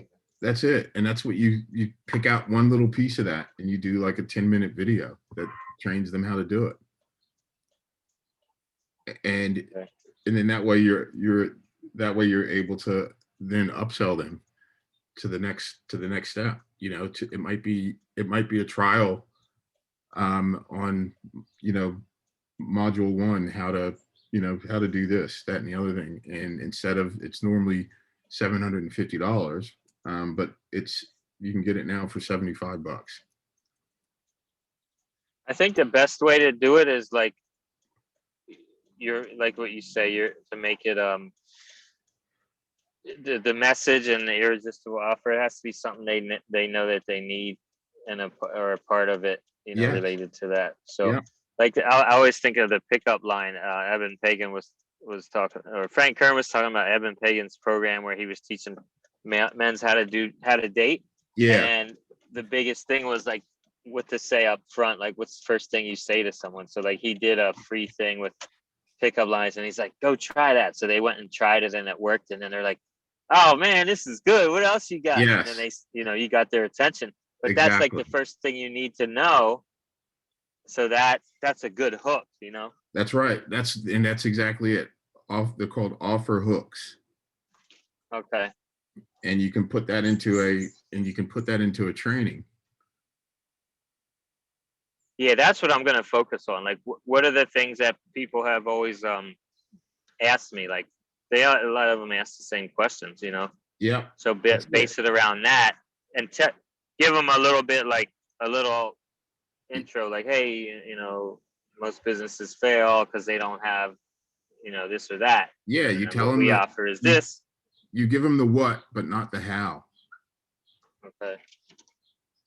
Oh, in the lead magnet, you give them the what, yeah, not the how, or you give them the how and that. Yeah, you give them. Yeah, yes, you give them. You can do. You can structure it either way, but you want to leave. You want to leave room.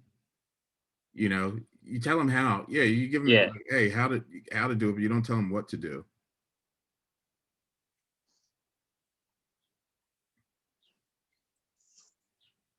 All right, I can brainstorm on this stuff. Or you can tell them what they need, but then not how to do it. I think that's what a lot of people do that. Like they'll be like, hey, that's the formula. in this course, you're gonna need I'm going to tell you everything you need in this free training. And then they tell you, well, you can go do all this stuff. I gave it all to you, or we can show you how to do it. Exactly. That's it. So Yeah. that's why things like checklists are good, you Yeah. know, guides, guidelines, guides, checklists, ebooks. See, I have a free video, two or three lead magnets. And now that I'm thinking of what you just said, I don't think they're good enough, because it was one thing is 3 things you need to know before starting a fashion line. And it's okay, but like not a lot of people were watching it through. So I think it needs to be less like more focused, and something that people know they're gonna need, like, you know, Yes. like the big question of that most people ask. I think it But needs it's to not, I think the thing though is, it's in your lead magnet, it's got to be, you got to be really super specific. So what was your title again? The 3 things you need to start a fashion line? yeah, 3 things you need to know to start a fashion line.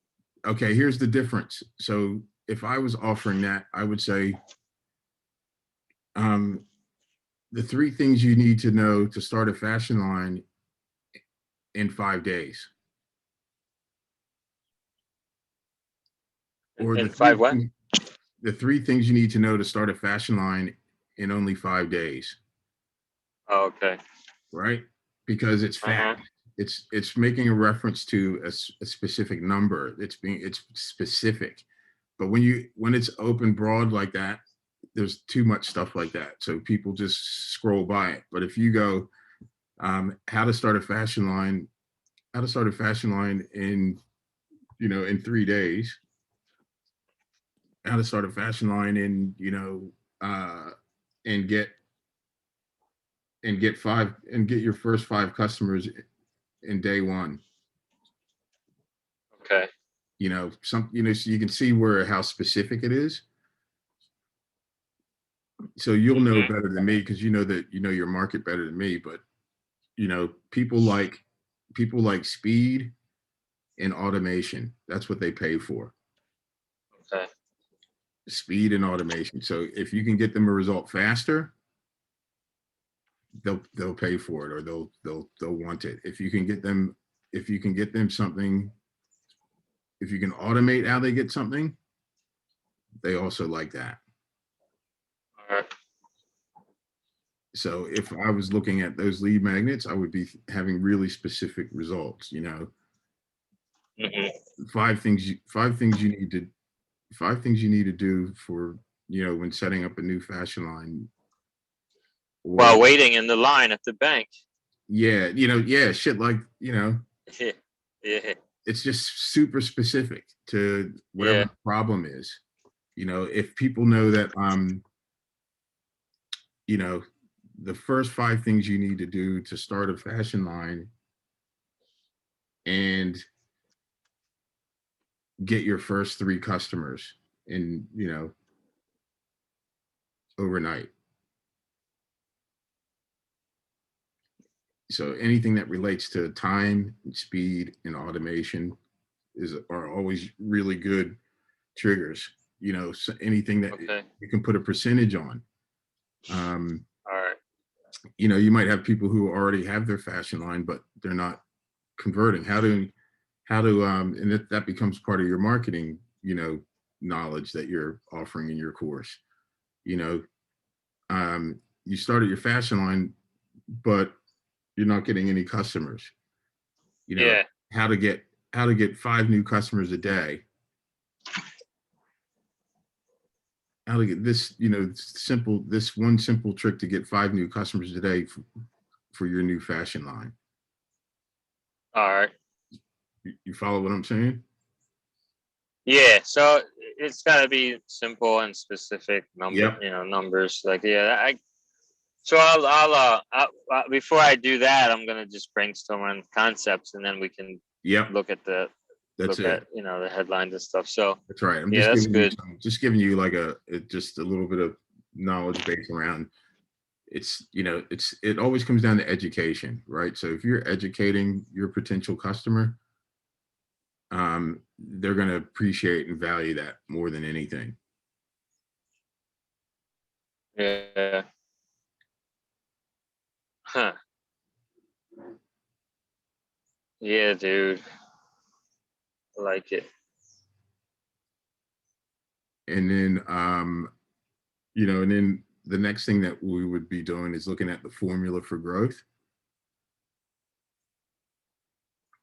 And there's a formula. Oh, what's that? Let me see. That's cool. I didn't see that before. It looks like calculus.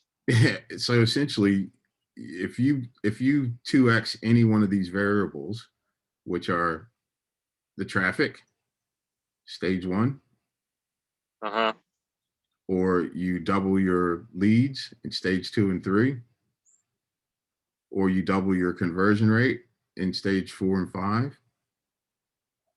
And this all relates back to the customer value journey, which is why I'm saying stage. Mm-hmm. Right? Or you increase your your average customer value, which is the V. So you remember how I said you have things like order bumps. Yeah. So that would be a way to increase your average customer value. Right? By like $69 or yeah, so you might $27 or something. they might be taking your you might be on your tripwire selling module 1, for $47 or $7, like, any $17, $27, whatever it is. But in that same order form, there's a little bump that says, hey, you can get this get X product that is, somewhat similar or will help them. They can add that to their order for $49 or for $200. Yeah. Okay. And that equals your growth potential. Right? And the viral coefficient, which is the K, Mm-hmm. that's then saying, well, if you multiply all that times how many referrals you get, now you're really potentially, maxing your growth. So really you can grow by 16 times, 16x. If you were to increase. Oh, that's from referrals. Yeah, if you're really going to grow, and if you doubled all of those, segments, you're really now talking about 16 times growth. Oh yeah. And the viral growth, more than 16 times, comes from how many referrals that you're getting. Okay. And that equals your growth potential. So it's not, it wouldn't be hard to double those metrics, like, no, especially in the beginning. No, and that's where the growth scorecard comes in, right? Because you're going to be focusing on how to which area you're going to work on for 90 days. So if I'm a 1, it would, to go to a 2 is not that hard, and then from a 2 to a 4, maybe a little harder, but still, that's, I can see what you're saying, because there's different metrics, and and you work on multiple ones. And you're going to also find things that convert higher than that's where the testing comes in. Things that convert higher, lead magnets that convert higher, tripwires that convert higher. But you're going to focus on one at a time. So once you get a lead magnet, for example, that's converting really well, and you go, all right, I'm happy with that. This is converting really well. I mean, people are engaging really well with that, subscribing. My opt-in rate is great. But now my tripwires aren't converting. Okay. So I'm going to focus on getting a better tripwire, or maybe it's. Sometimes, do you not know what it is? Because sometimes I hear people say, well, like Frank Kern talks about this, like, well, my customers had everything, like they had everything set, then they put it out there, and then they didn't get the result they want, and then they start redoing everything over instead of making like little tweaks. That's Whereas right. it might be good, but you just needed to tweak one thing, not just stop and start with something else. That's right. That's why you need the growth scorecard because you pick Okay. one. You pick one that you want to, you pick one that you want, that you really want to develop. All right. And you might see that, you might find that, well, maybe you're not getting enough traffic, so we need to get more traffic. But Okay. the whole idea is to make sure that the funnel is not broken, that the funnel is set up correctly, because then you know that you don't have a leaking funnel or broken funnel, Yeah. and you can actually then start to pick one stage to improve. And that's even with, so let's say you're getting shitty traffic, but you don't know it's shitty. You don't recognize that it's shitty. You can see how much traffic you're getting, but you don't know that it's not good enough. But it doesn't matter, because you can still, from the traffic that you're getting, you can still increase one of those other areas, right? Because traffic is always the last thing we do anyway. Okay. But yeah, you're going to be focusing on subscribe, convert, and excite. That's the first thing. All right. Subscribe, convert, and excite. Yep. So you're Stage 3. so when you 4, 5. convert, so when you convert, that means there's a purchase, right? Yep, that's your tripwire. All right, and then they're excited, so then they're open to the next thing. Yes, the excitement is where you're ensuring that they're getting value from that tripwire. So if you Okay. if you gave someone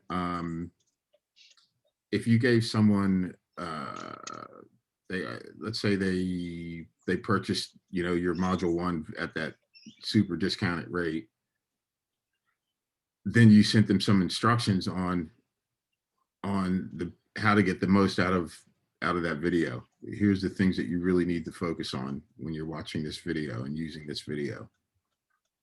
You need to do this, this, and this, or go to 2 minutes, 2 minutes, 37 seconds in video number 2 of module 1. Uh-huh. And it talks about this, go to this section in video 3. It starts at, 1 minute and 47 seconds into the video. And make sure you do this. That's automatically saying to them, hey, especially for the people who are lazy, you can say, you want to get the most out of this and don't have enough time, just watch this part, this part, this part, this part, this part, and you list out 10 segments of a starting point in the video. It might be 5 minutes and 17 seconds in the video number 2, but you definitely want, you put it in order. Make sure you watch this, make sure you watch this, make sure you watch this.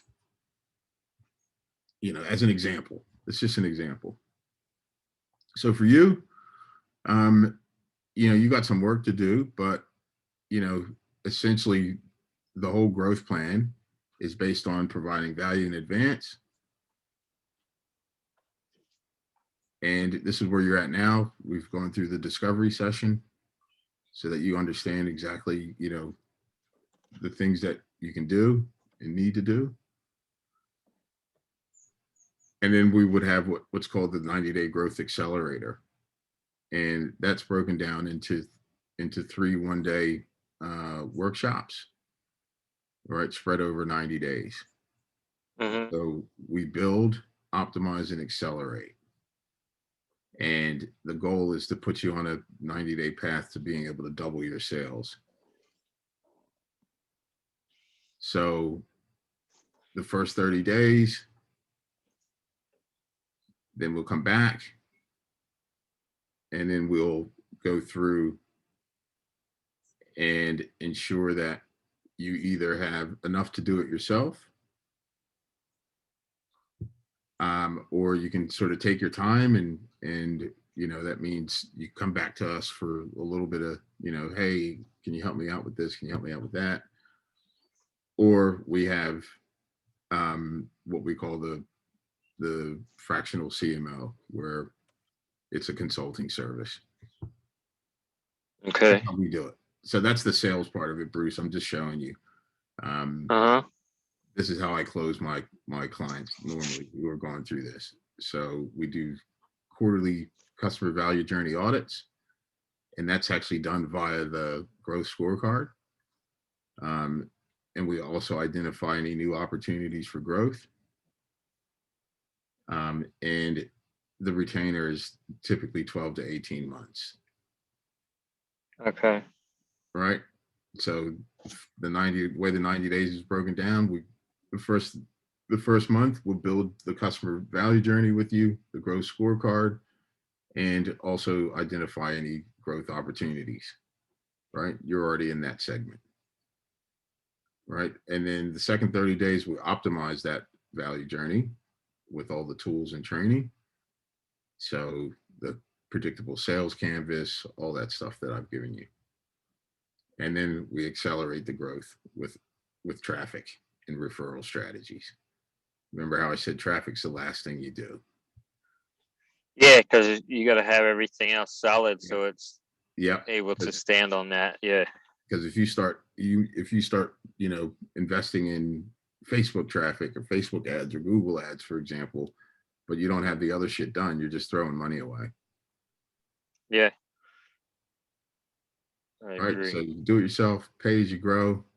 So that's the 90-day growth accelerator. And if you pay up front, it's $500 less. So instead of 10.5 grand, it's 10 grand. Okay. As Now, you grow. That's 90 days. Yeah, that's the 90-day growth accelerator. Build, optimize, accelerate. So what kind of success are you saying that most people can like go if they increase like 2x on 3 of those variables, and they can do a 16x growth from where they're at right now? So yeah, if they're doing like yeah, that's right. So it'd be 12x. So if you're doing like 1,000 a month. Yep, if you're doing $1,000 a month, you should be able to obviously double that just by doubling one of those variables. Yeah. Yeah, that's doable, man. Like, but I mean, I don't know if there's like, what if they're doing like 50 grand a month, and is that it's just does it? It's exponential. It doesn't. There's no barriers because the whole process is underpinned by the customer value journey and making sure that with the growth scorecard and being able to audit your customer value journey each month, we find out where the roadblocks are and we pick one area to optimize for 90 days. So we put a 90-day plan in place each time. So okay, so you can just keep repeating this. It's rinse and work and on different. Yep. It's rinse and repeat. So you might go. So if you get these principles down, like once you get it down and you implement it, and then you're growing, then you can just then it'll be easy the next time because you already know what to look for, and you'll be able to like dial it. You'll be able to see the differences, and like, oh, okay, that's right. One time I tweak this, and the next time I tweak this, and this is the results that I got. That's right, because you have your growth scorecard that's showing you all the metrics, what you've produced from month to month, and from week to week. That's the good part about it. Because remember, let me just go back and pull up. See how that's segmented? So you're going to capture the growth for this week, for week 1, week 2, not the growth, the results for week 1, week 2, and you're going to compare them to the actual based as opposed to what your target is. Oh yeah. Okay. So Yeah, you this is know. good.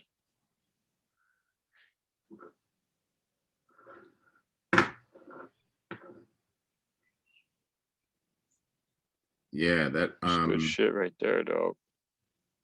so that's how it works, man. So you've got, you know, I think you've got enough information to get started and get, you know, start doing some homework and listen out your stuff. And do all that first, because when you've done all that and you know what your offers are, you know what your products are, you know what all the triggers are, like what's going to make someone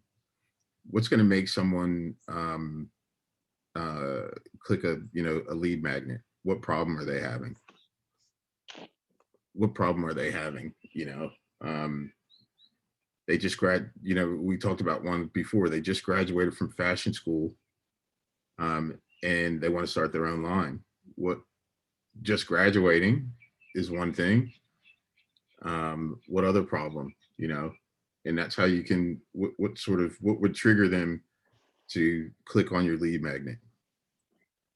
What problems might they be having? They don't know how to start. They don't know how to do the messaging. You know, they don't know how to build a funnel. They don't know how to market it. They don't know how to, you know, whatever's in your course. You know what all the pain points are. So you list out you list out all those pain points that could trigger an action to, you know, to engage with you. You know, and like you Yeah, mentioned, it's good because you're looking at the avatar. Like it's nice because you can focus on one person, and that makes it really easy because you know everything about them. yeah, that's it.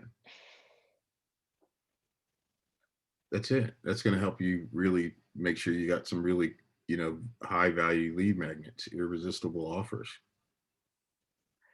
Yeah, and like what you said, you're focusing on one avatar and one problem. So like you're just speaking to that specific one, and it's weird because it seems like I'm missing like like the majority of the world, but when you start focusing down on one person, they just you start attracting them, and then you can like do that with another, you know, another avatar. So before you know it, you're gonna have like really strong leads come through, and you're gonna be speaking your message right to their Exactly. heart, you know. Exactly. So They're that's, almost pre-qualified in that way. yeah.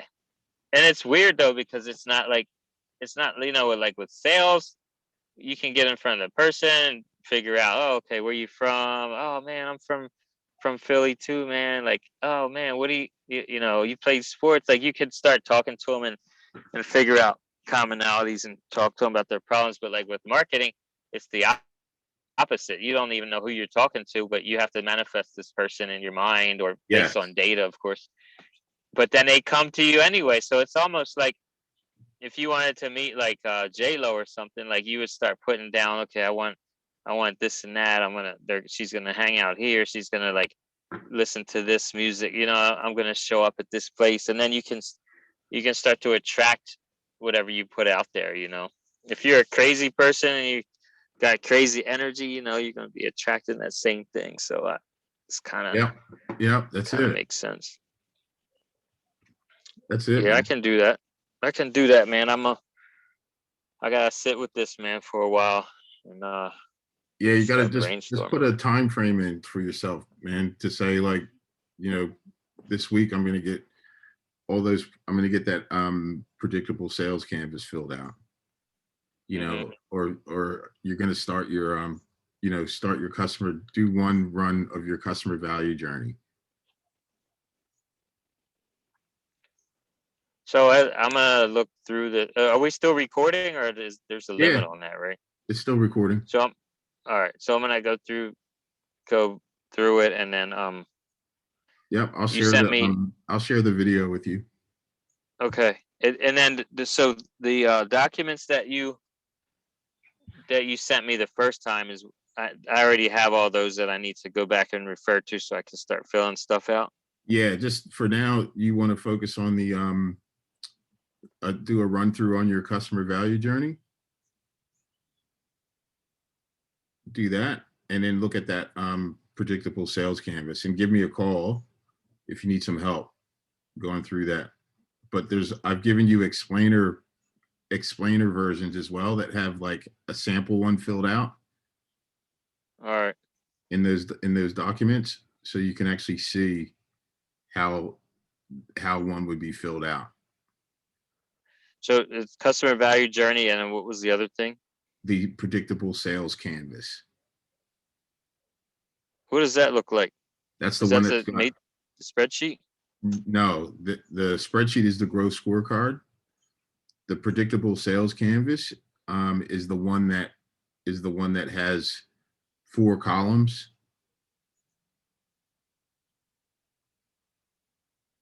And one of those columns is called the triggering event. The other one, there's another column that has ideal sales conversation. Oh yeah. So that was in the stuff you showed me first, and you sent that to me, right? Yes.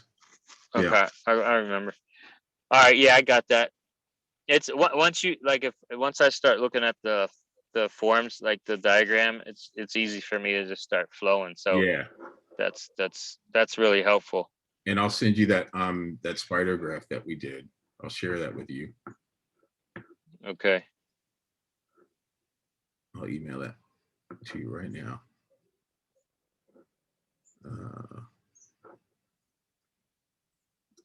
Yeah.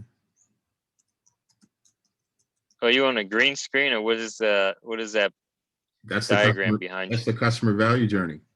Yeah, I saw that. Well, how do you get that? Is that like the wallpaper on your Zoom? Yeah, that's right. Okay, that's cool. And your info, if I remember correctly, it's info at Fashion Freedom. Fast. Oh, Fashion Freedom Fast. That's it. Yeah. Yes. See, that's an example of specificity. Yeah. So I think you need to be always referring to in your stuff, like you're all about how to start up and launch your fashion line fast. Yeah. That's actually good, because if you take me out of the equation, then they can get it done fast, because there's no bottleneck, because it's already done. Everything they need's right there. But if they're waiting for me to like do something, then it can be slow. There you go. Additional.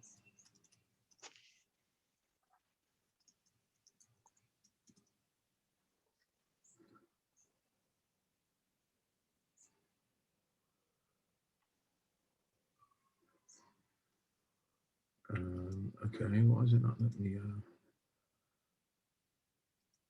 Won't let me send it. Is it too big? Nah, it's not. I think it might be because you're not in my. That's all right. I'll download it first. All right. I'll download it as a PDF. Now I'll send it to you. Hmm.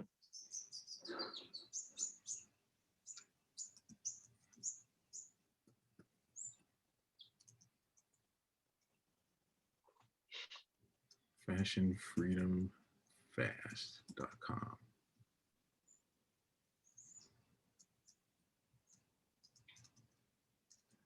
So just to drag those emails that are sitting in your junk box, just drag them into your inbox, and then it'll make it anything else I send you after that won't go into the junk. Yeah, I did. I Okay. approved it. Let me see if I got it.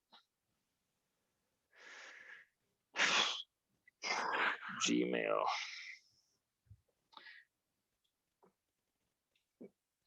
See, you sent it already, right? Yeah, it just went just now. All right, it might take a minute.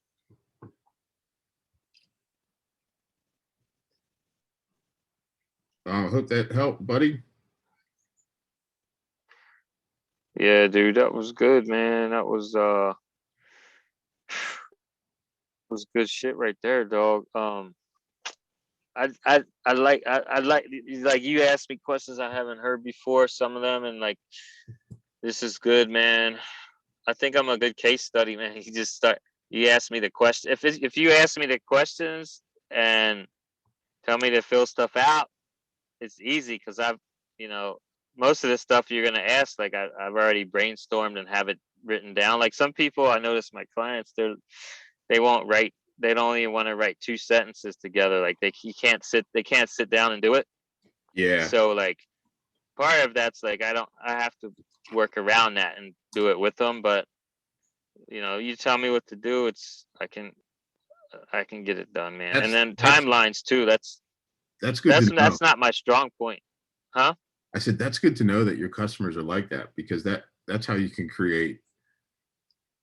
That's how you can add, value and charge more for what you're doing, because you already know that they're too lazy to do a bunch of stuff. So Yeah, so, some those are the people. ones that are going to be more than happy to say, well, or we can do it for you. It costs this much.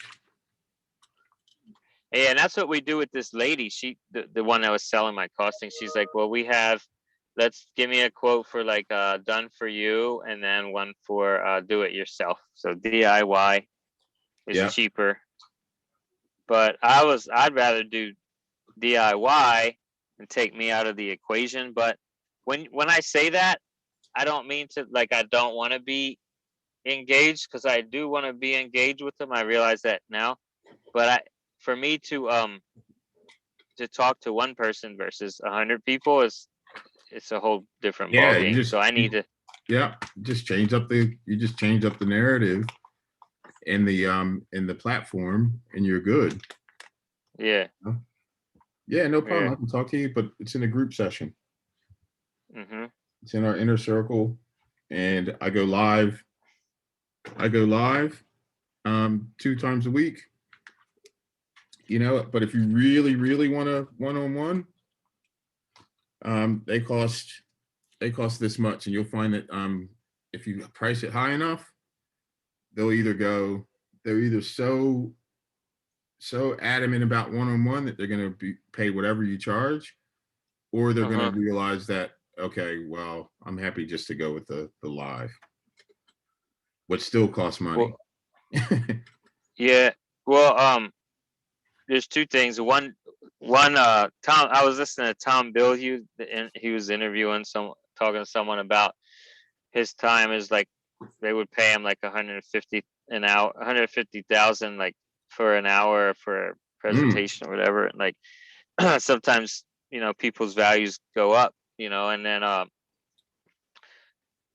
it's just the one guy I forget his name, but he teaches how to do the whole group thing, and like to charge like 10 grand, and then you do like a group thing, and then he makes he does that same model, just one webinar to a private consulting, and then he just does one, not private consulting, it's one call a week on like Yes.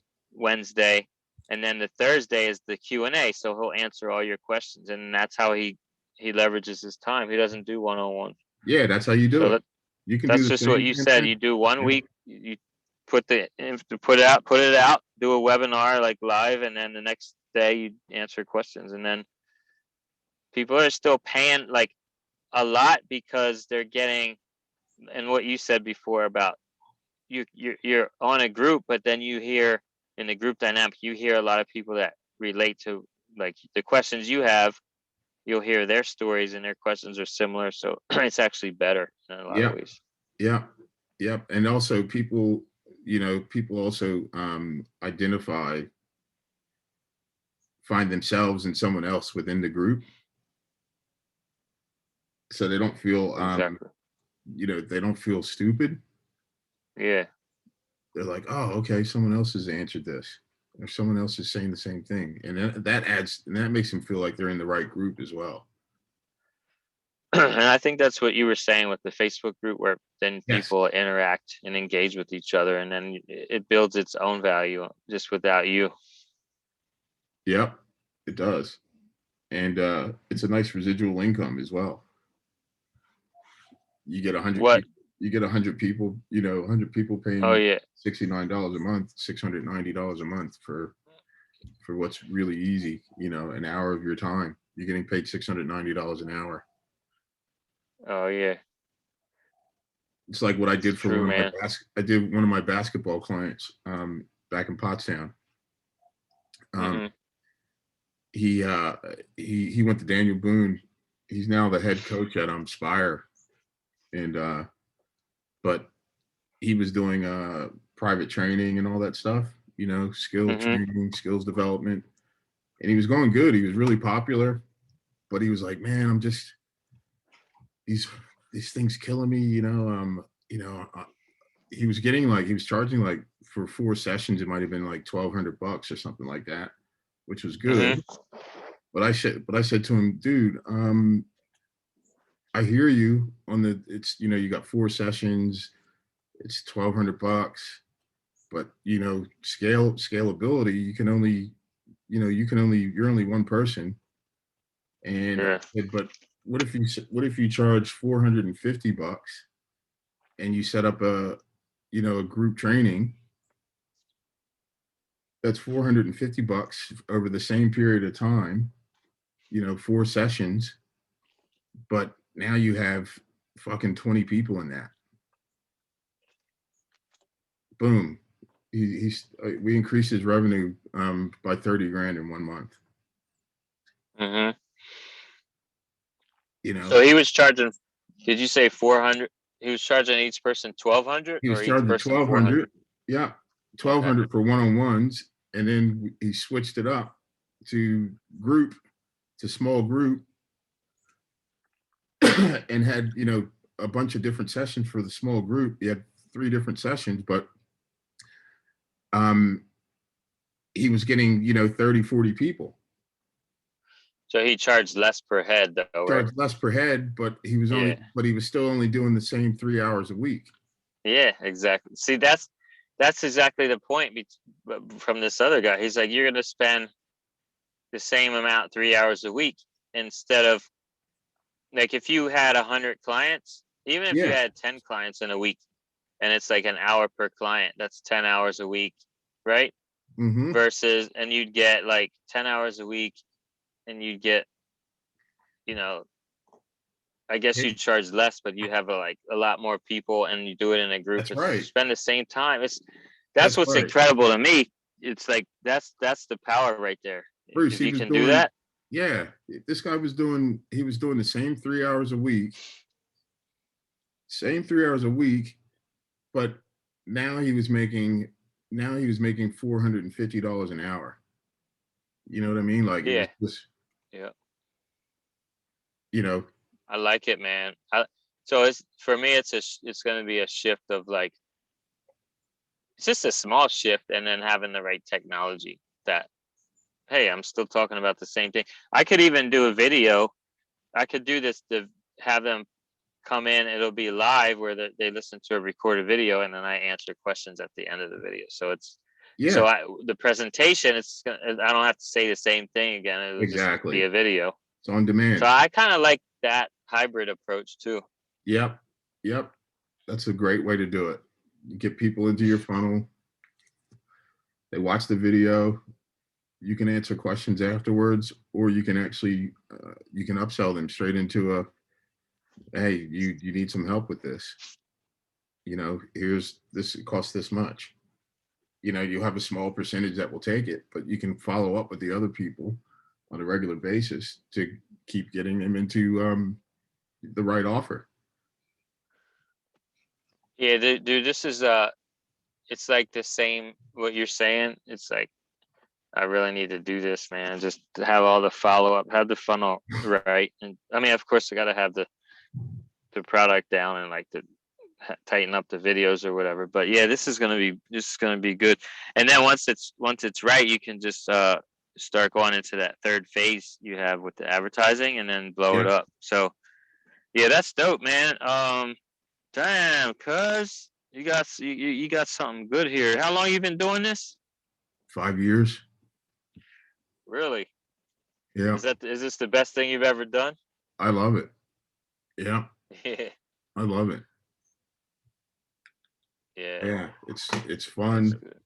You know, it's one of those things too. I mean, there's a little bit of sometimes when you know the building part of stuff gets to be a bit monotonous, but Uh-huh. the customer engagement, client engagement is the best part because they just immediately respond to your expertise and authority.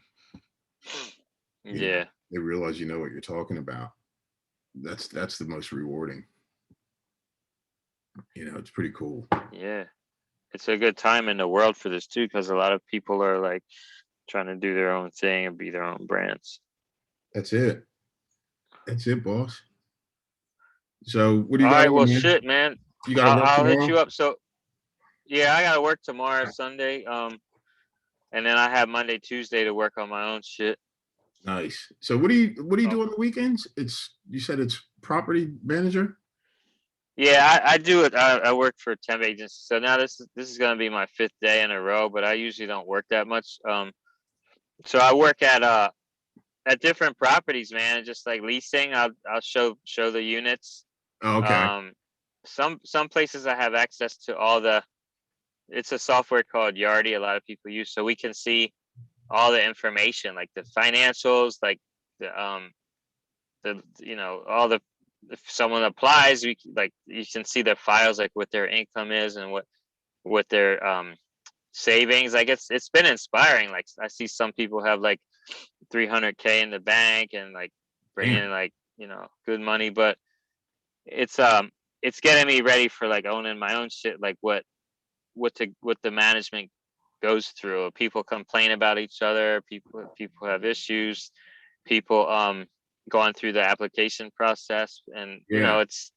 it's I like that part. I like that. I like it all, really. Just I'm just learning the management side, but I mean it's not something. I'm not doing it to get rich. I'm doing it to kind of get through this period where I'm building the online thing, you Yeah. know, and learn from.